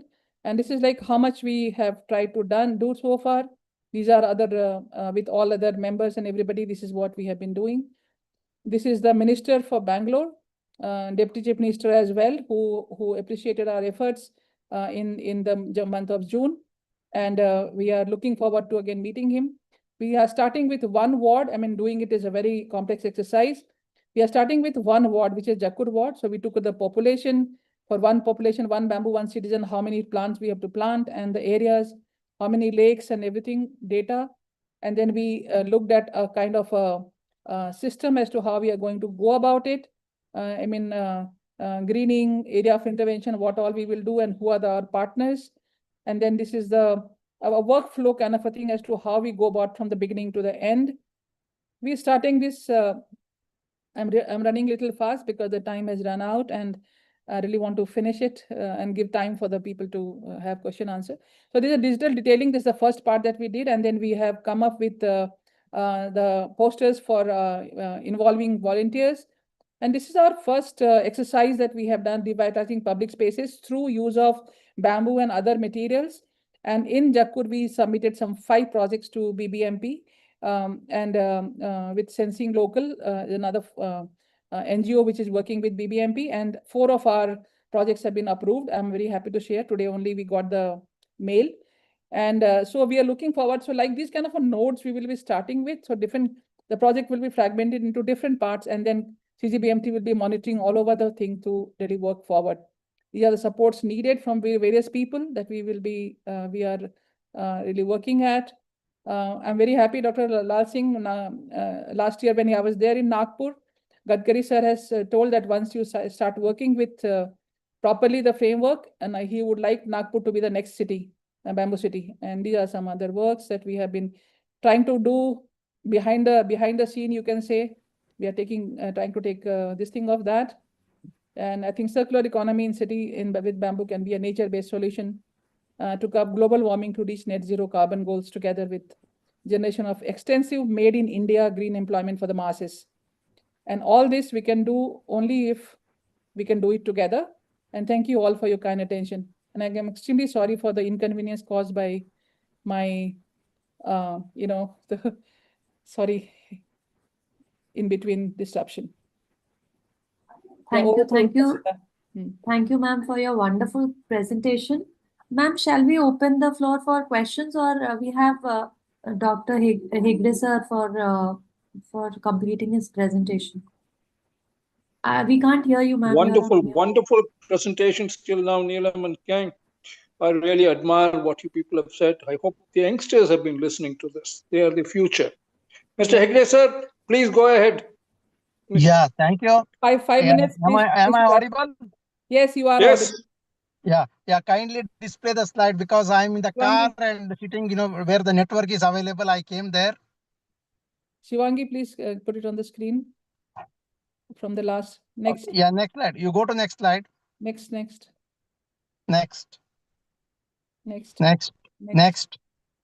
Next. Next. Next. Yeah. Once the plantation and once the bamboo is established, maybe after 1 year, it will be forming few more shoots, and the clump will be formed. And in the 3rd year, the clumps have to be managed properly so that the excellent growth of bamboo can be seen. Next slide, please.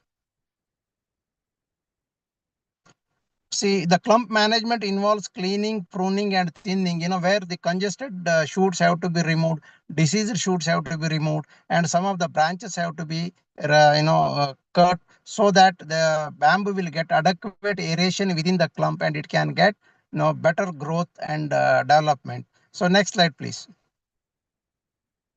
So these are all some of the operations of the clump management. In order to ensure the excellent growth, one has to manage the clumps, by practicing cleaning, pruning, and thinning, and that will facilitate the excellent growth of bamboo. Next slide, please. So another clump management activity is a soil working. Because maybe after 2.5 to 3 years, if the nearby soil is dug, around the clump, and if it is, the nutrient is added or the manure is added, you can see excellent growth. And this year in our farm, we have seen around 14 to 17 shoots, which have emerged in the 3rd year itself. So that indicates that for better number of clump emergence, we have to do soil working, so that, the excellent growth of bamboo shoots can be seen. Next slide, please.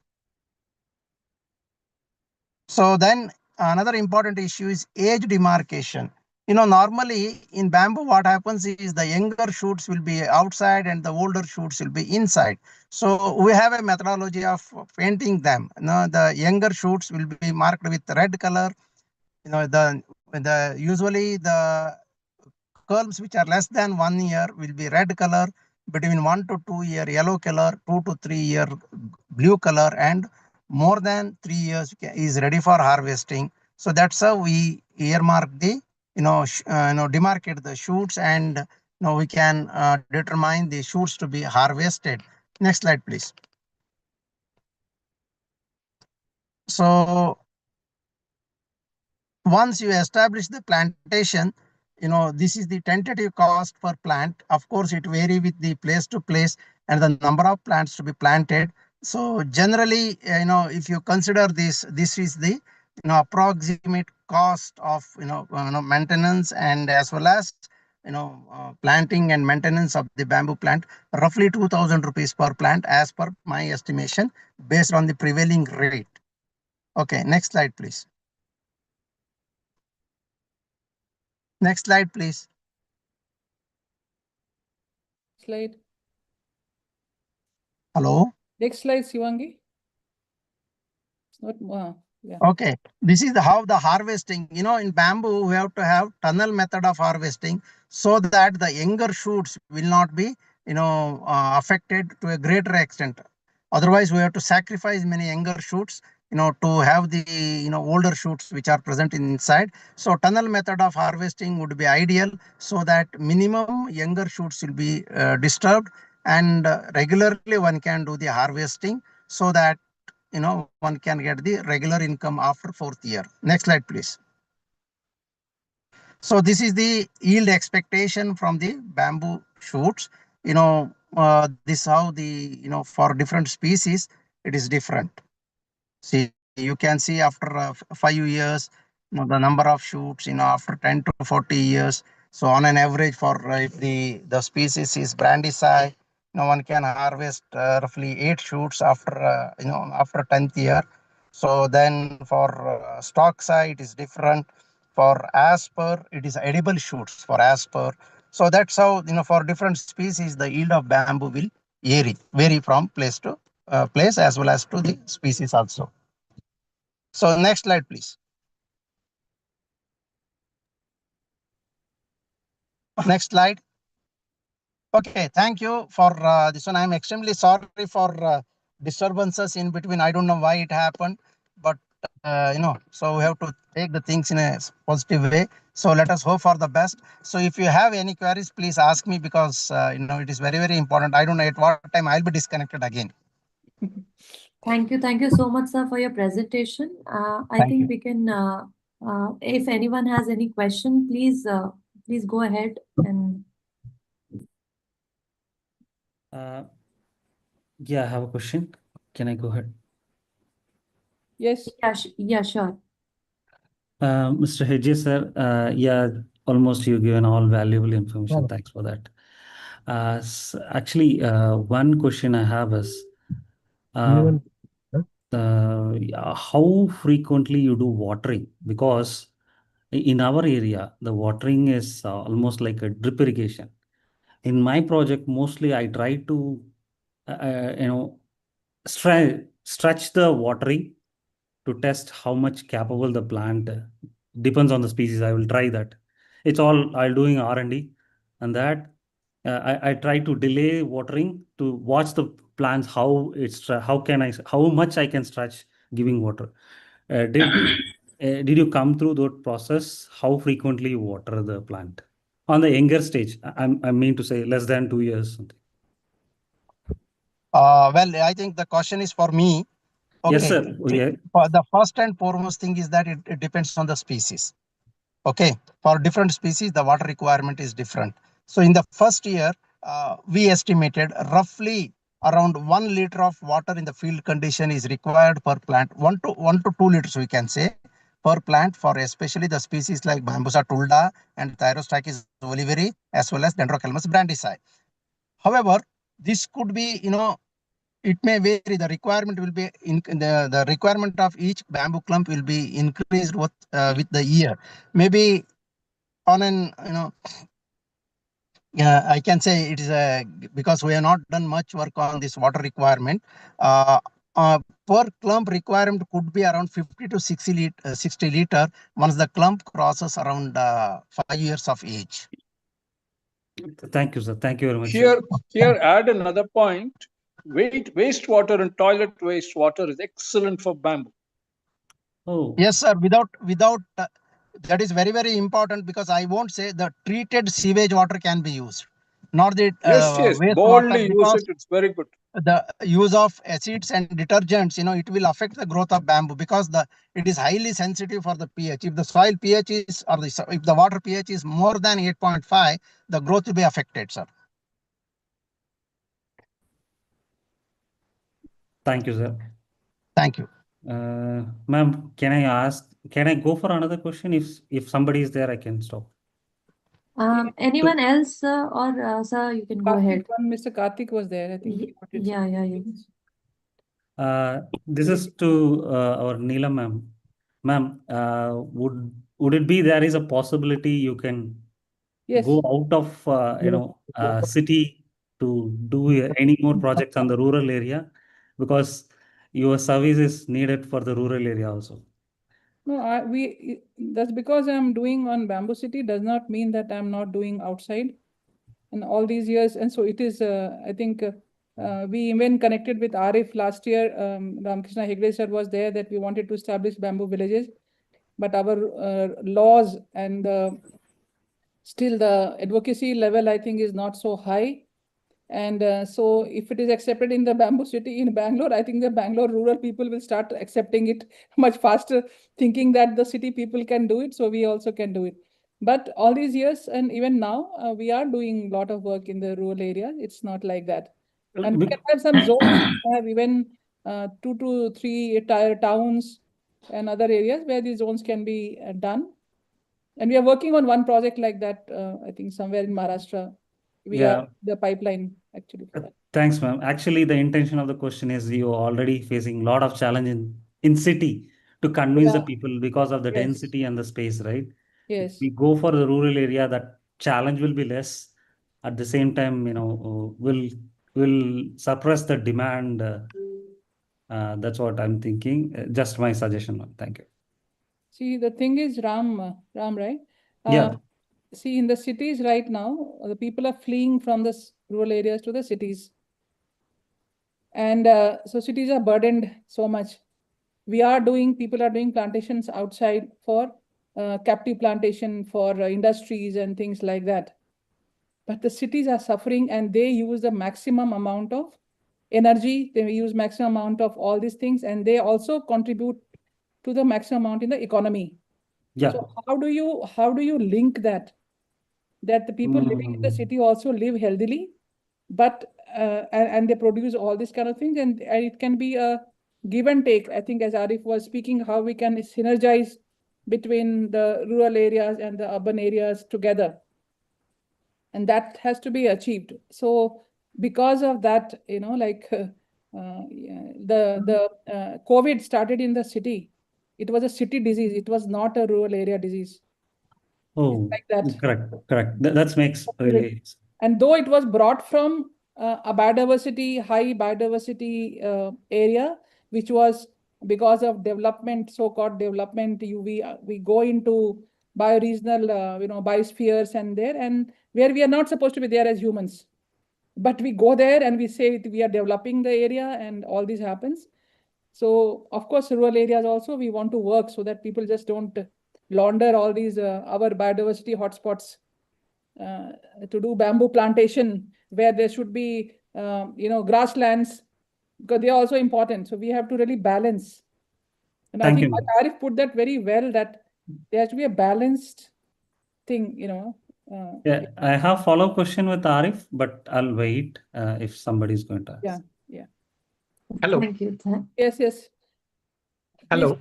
Yes. Go ahead. Hello. We can hear you. Yes, I'm Sanjeev Bankar from Nagpur. You can pot them indoors and it works very well inside the house also. Yeah. I'm Sanjeev Bankar from Nagpur. Madam, can you get my voice? Yes. Am I audible? Yes. You are. Yeah.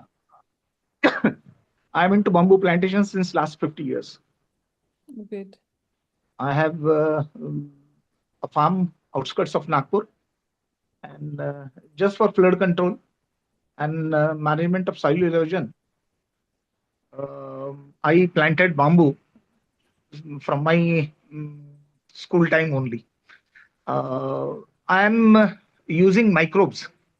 I have used microbes invariably for management of the leaves that fall up in the clumps, and to convert it into fertilizers, and the utilization of all that as a fertilizer for the same plant. I have got wonderful results.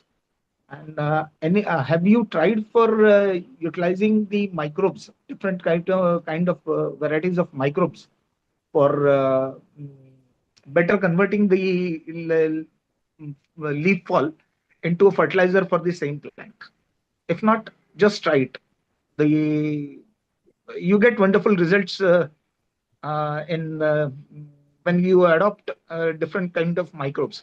Now, since last 10 to 15 years, some microbes like mycorrhiza, phosphate solubilizing fungus, they are available, which which help the plant to grow much faster. And your programs, if you can support the cultivation with the use of microbes, I think it can fetch you very good results. It's sort of a suggestion, and the experimentation is available at my place, but I have not prepared any presentation or study for that. But surely the scientist from NEERI can surely have a word with me, and he can Yes. a site can be So, visited and the results can be observed.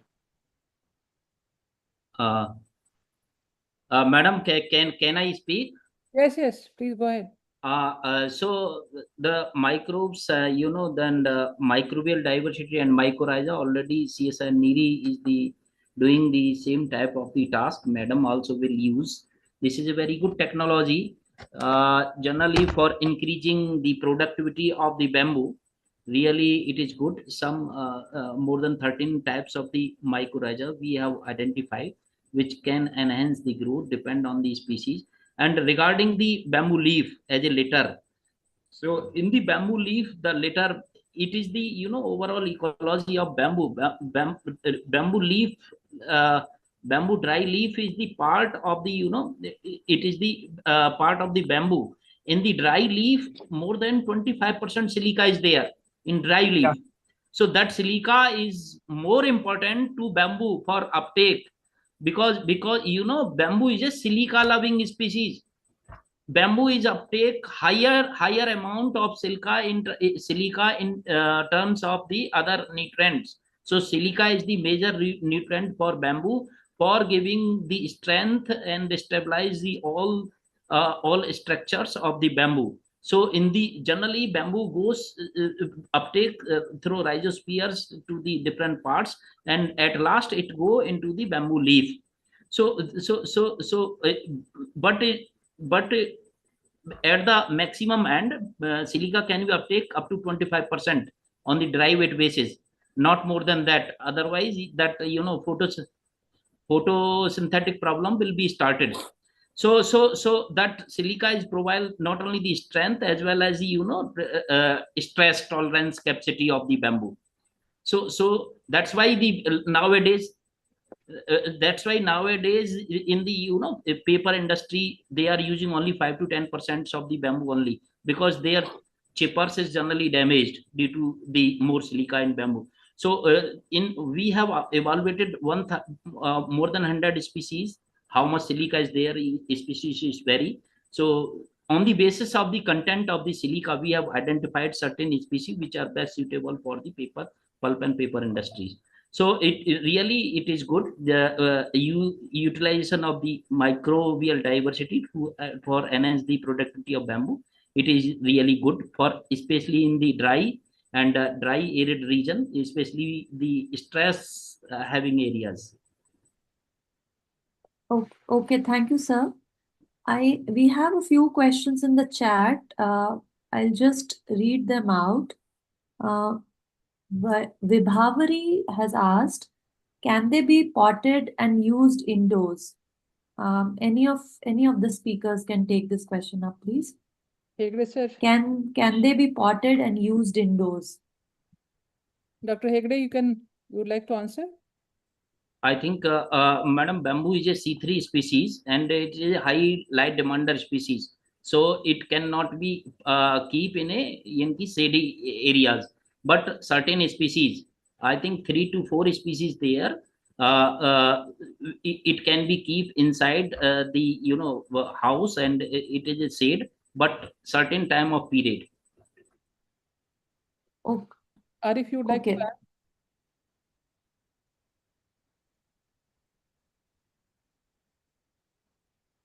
Hi. Well, I do remember working at the Operins tissue culture lab in Belgium, and they were making Fargesia rufa for indoor plants, but this is in a temperate area.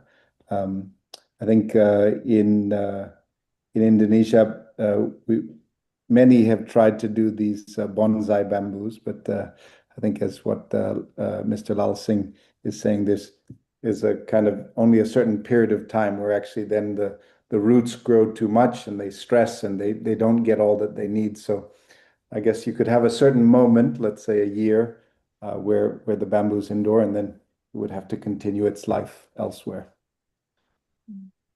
Okay, okay. Thank you, sir. And now I'll read out the next question by Lingaraj. They are asking, can you please suggest which variety is suitable for North Karnataka region having black soil, which is the clay? He's planning to do it. I believe they are planning to plant bamboo on a site of 1 acre. So please suggest some species for this site condition. Hello. I can answer his question. Can he take my number and can he ask me in the evening so that because I have to do a lot of discussion with him, which will take a lot of time. But if you can, maybe for everyone's benefit here, maybe if you can. Yeah. Please, anyone is interested in planting, so kindly note down my number, and every day, on every official day I'm speaking, between 5:30 to 6:30, I'm available for telephonic conversation. My number is 944 831 2978. Yeah. Okay, sir. I'll put your number in the chat for the participants. Okay. But sir, if you can briefly, in quickly, if you can, as ma'am said, for the other participants, if you would like to share some of the species for the Only Karnataka region. one thing I want to share, ma'am, if you will allow. Yes, please. Sir has already, Ramakrishna sir already developed one species known as T. oliveri. It is a very good tissue cultured species I have seen. And some of the plants we have taken from his lab without his absence, but consent was given by him. So that species can easily survive in the black soil. Black soil is a very rich iron, very rich in iron. In that black soil, it can survive. But T. oliveri for only 2 years is caring is required. But T. oliveri survive very well. But it depend on the market and other things and commercial value and other species also. Then Ramakrishna Hegde will advise very well because he belong to the same area. So he can guide very well according to local climatic conditions. Thank you, Lalji. Only my suggestion to the this particular participant is, because I'll be considering or recommending the species based on not only soil color. See, there are soil pH. Yes. Soil Sir. nutrient status. Yes. Because by considering Sir, all these things, I'm going to recommend to me personally. Okay.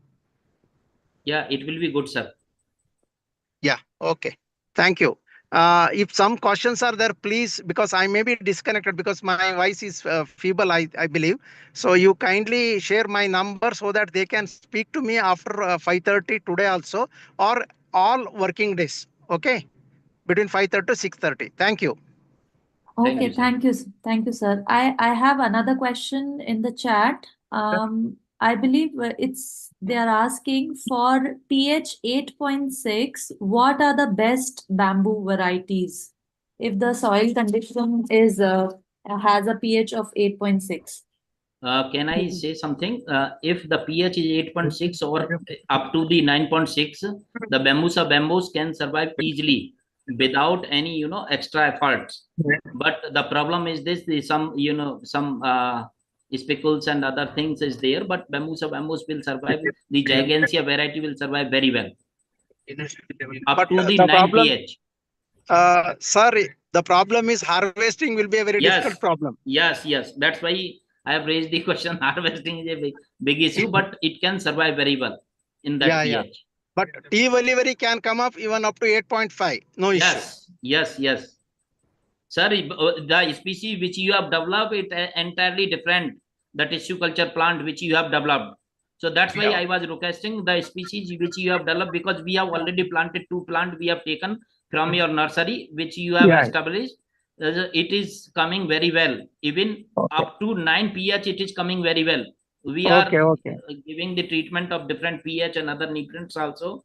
It is Yeah. coming very well. Okay. Thank you. Thank you, sir.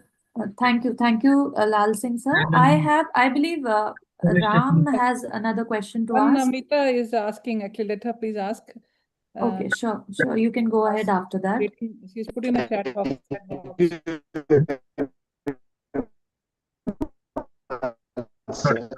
Namita, you can go ahead. Hello.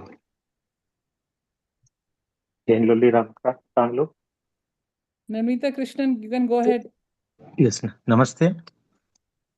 Hello, are you able to listen to me? Yes. We met in 2001 and 2 at Manohar, Hyderabad, long back, 20 years back. Okay.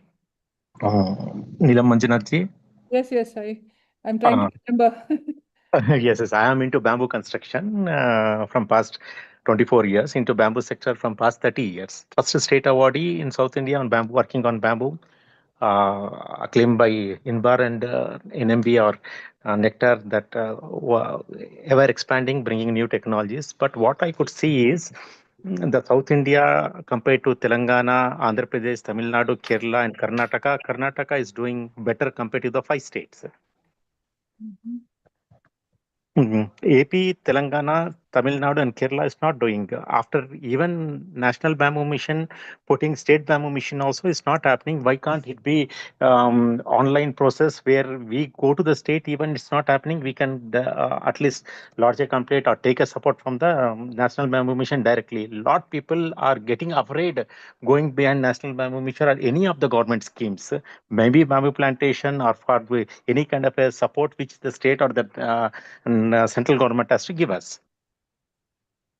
What is your question? I mean, you are into with the state and central government meeting all the people.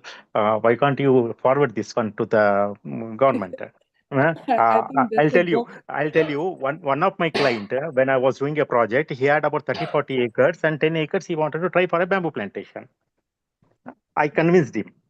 Okay, go for a bamboo plantation. When he approached the state government, and I also gave the numbers and all, the answer what they gave is the state government here, you have to go beyond us 100 times. After that, we'll support you. So this kind of answers they are getting it. The state bamboo mission, Telangana, the assistant director. Okay, so I will tell you one thing. I think that's a joke. Yes, it's definitely a joke. On a platform, on a Yes. platform, public platform like this. Yes. I am working for advocacy, not even any kind of plantation, not any kind of industry, for the last 26 years, putting my money, putting everything, time.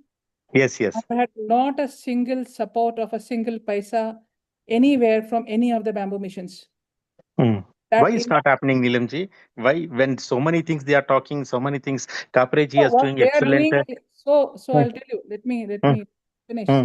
Why don't we get it? Why you're not getting it? Why I'm not getting it when we are moving it? But Ecology is getting in Maharashtra. Why we are not getting it?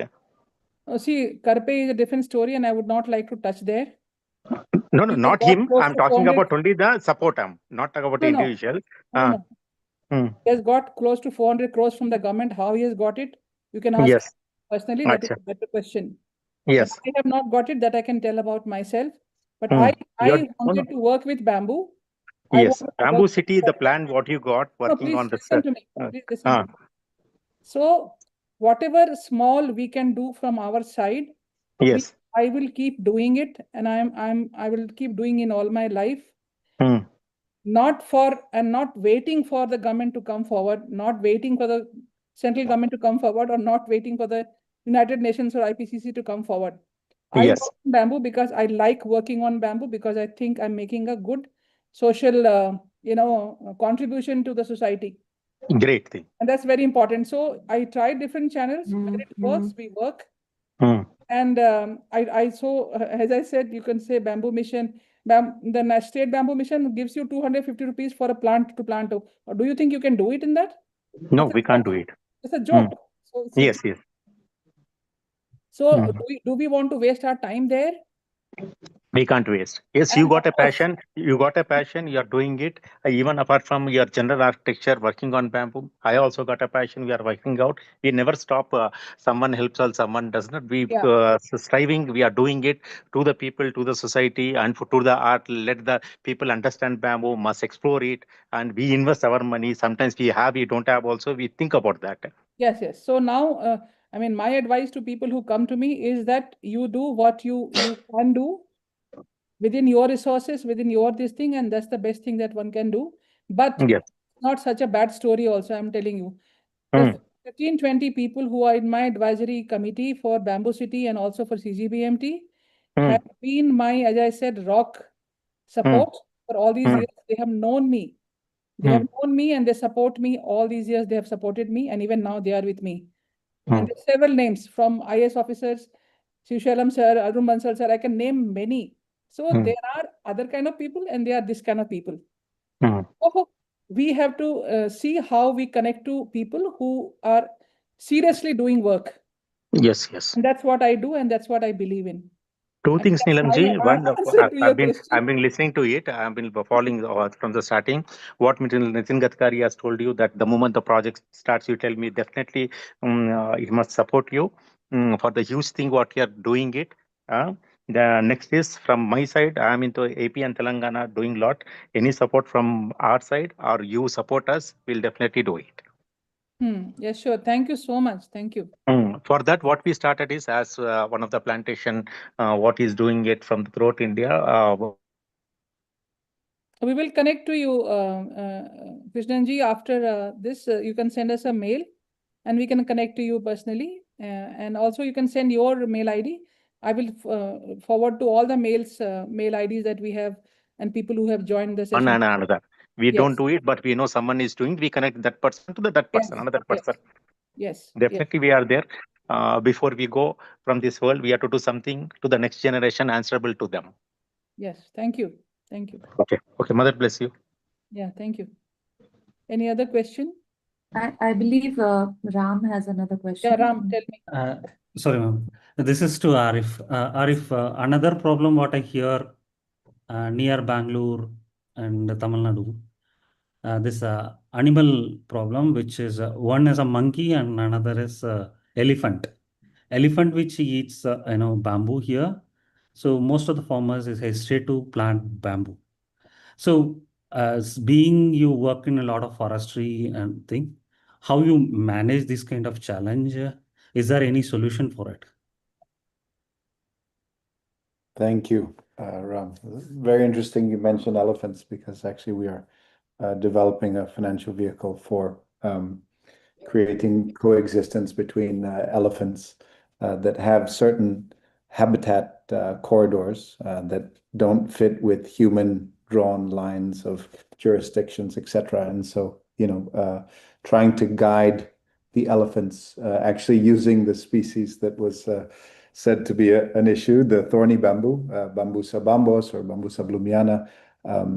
Actually, they are proven in, I think, 4 tea estates in Assam, several places actually in India have used thorny bamboo. But what we're trying to do is add after the thorny bamboo so that the thorny bamboo bio barrier is managed well, because they do need management. You cannot just leave them. They can actually become a fire risk and they flower, and there's a few complications. as with anything, to put a belt of bamboo-based agroforestry so that the community can get livelihood from that belt whilst also managing this, because the elephants, of course, can trample crops, can do damage in many different ways, and I don't think there's any wrong from both sides, and really finding coexistence is a challenge, but actually the science has been there for quite some years. So I understand that thorn bamboo elephant won't eat, correct? So it's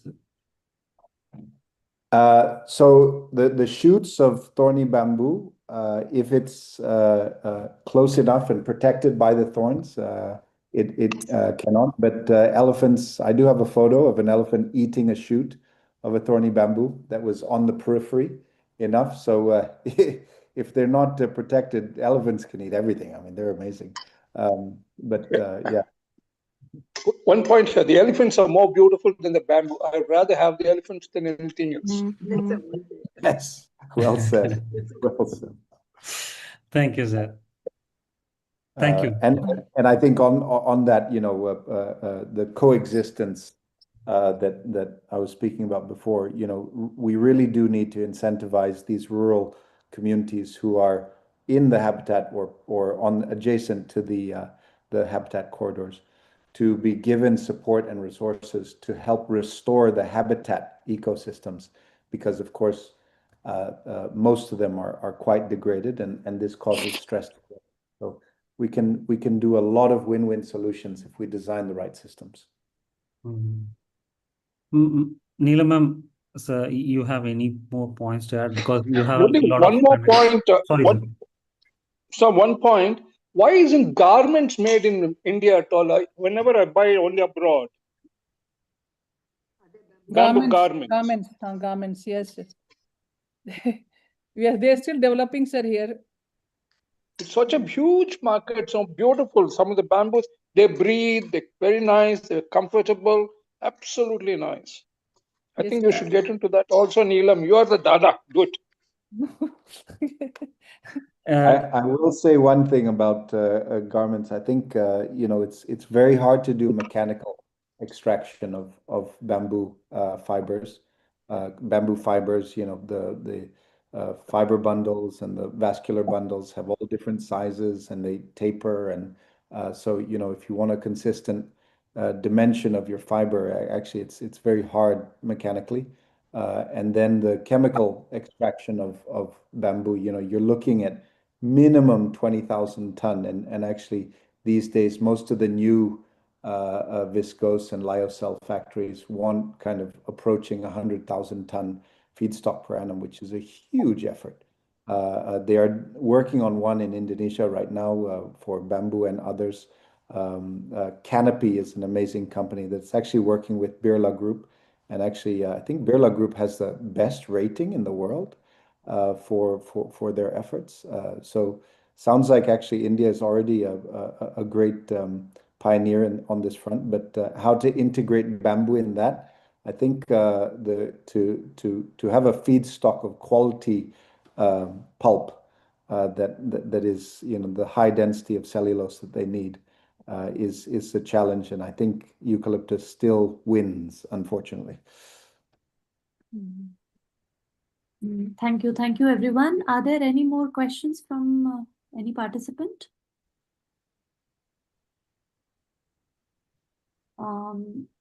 I believe there are no more questions. Ma'am, I'll quickly wrap up the session. I believe you have some announcements to make, Neela ma'am. Yes, thank you, Harshita. So today actually marks the first program of our Bamboo Habba, which is a month-long program that we are trying to do over the weekends, because other days people are busy. And we want to engage with people properly. So today was the first one. And so on 13th and 14th, we are having one exhibition, which is on bamboo and a carbon neutral Bangalore City 2020 at the Dr. Rajkumar Glass House in BBMP, premises. And I'm very happy to share that they have with a lot of, I'm very grateful that they have provided us the glass house free of cost.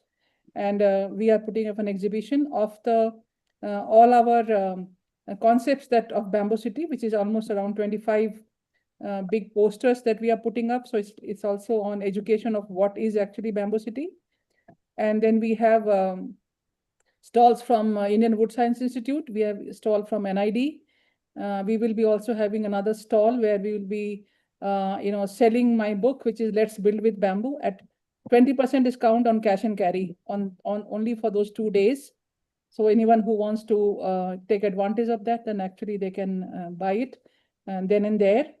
And with the help of Mr. Ramkrishna Hegde and his university, we'll be launching a toolkit as to how to grow bamboo for the common citizen on that day, a very small booklet that we are trying to come up with to make the citizens of Bangalore, it's easier for them to understand and turn towards plantation of bamboo in their premises, like the resident welfare associations, schools, and things like that.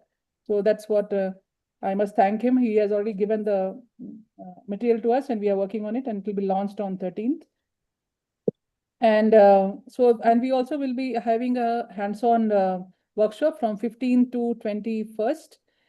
We have a few more slots left for registration, and it will be plantation, product design, and also buildings, all three combined together. And actually, it's a live work that we are doing. We are doing a bamboo tea house in where I'm sitting, where my office is. Here only there's a layout, residential layout, in which we are doing 6 gazebos in bamboo. One of them, the first one we will be doing, is a tea house with bench and tea, light fixtures. That will be a live work that we are doing in this. So you can register on that day for a little discount that we can offer.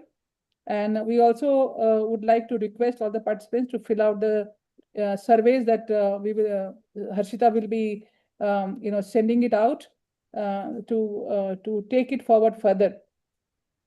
And on 13th, we have actually the proper launch of Bamboo City project for Bangalore by the BBMP Commissioner, Chief Commissioner.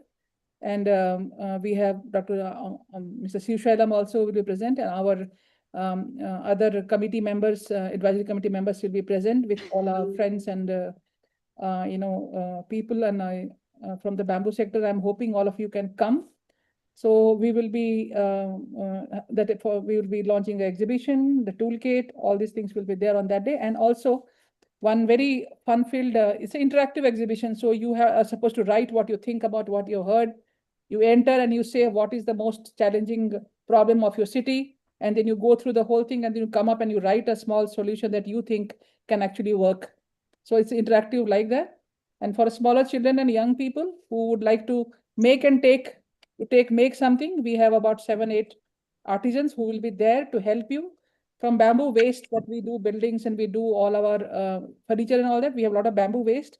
We make very beautiful things out of that. So you can, it's a 1-hour workshop, it's free. You can just come and make it and take it with you. So these are the things. And we also have, yes, the bamboo cuisine on that day. So we have our Green Path who will be serving 50% of the cuisines will be with bamboo and other organic plant-based products.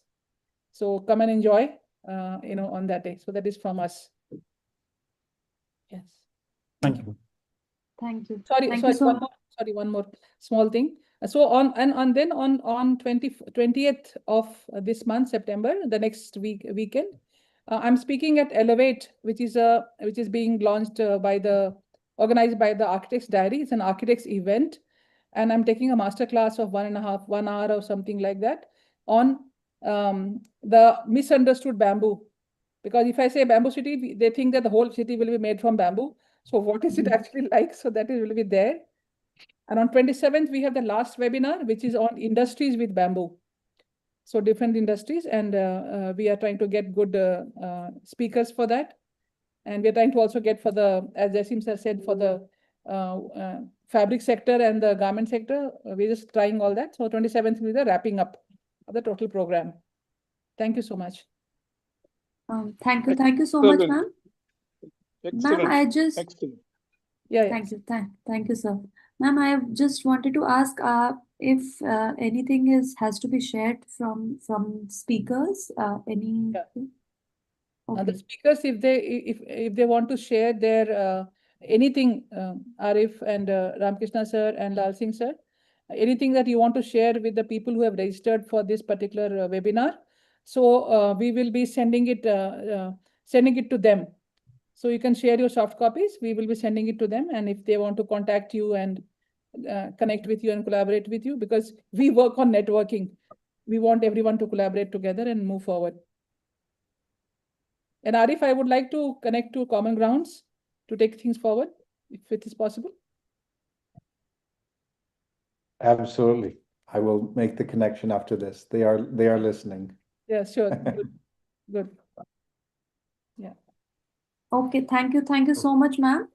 Thank you so much, everyone. I would like to thank again all the speakers once again for giving such an insightful presentation on bamboo. I'm new to this, as ma'am had introduced me earlier. I'm new to CGBMT, so I'm also learning. So it was really insightful. Thank you for the time you've given to us. Thank you. Harshita, you did a good job. Yes. Thank you. Yeah. Thank Yeah. you, sir. Okay. Thank you, madam. Thank you. Yeah. Great Thank you. webinar. Thank I you, also thank everyone. my office backup. Yeah. Hi, Arif. Thank you so much for joining. Thank you, Dr. Thank Lal Singh. Thank you. Thank you. Thank sir. you, madam. Thank you. Thank you, everybody else also. It's the audience which makes the session, because from there we move forward from us, and all of us speakers I know want to connect to all of you, to move forward. Thank you so much. Thank you. Thank you, everyone. Take care. Thank you. Thank you. Thank you. Talk soon. Thank you, sir.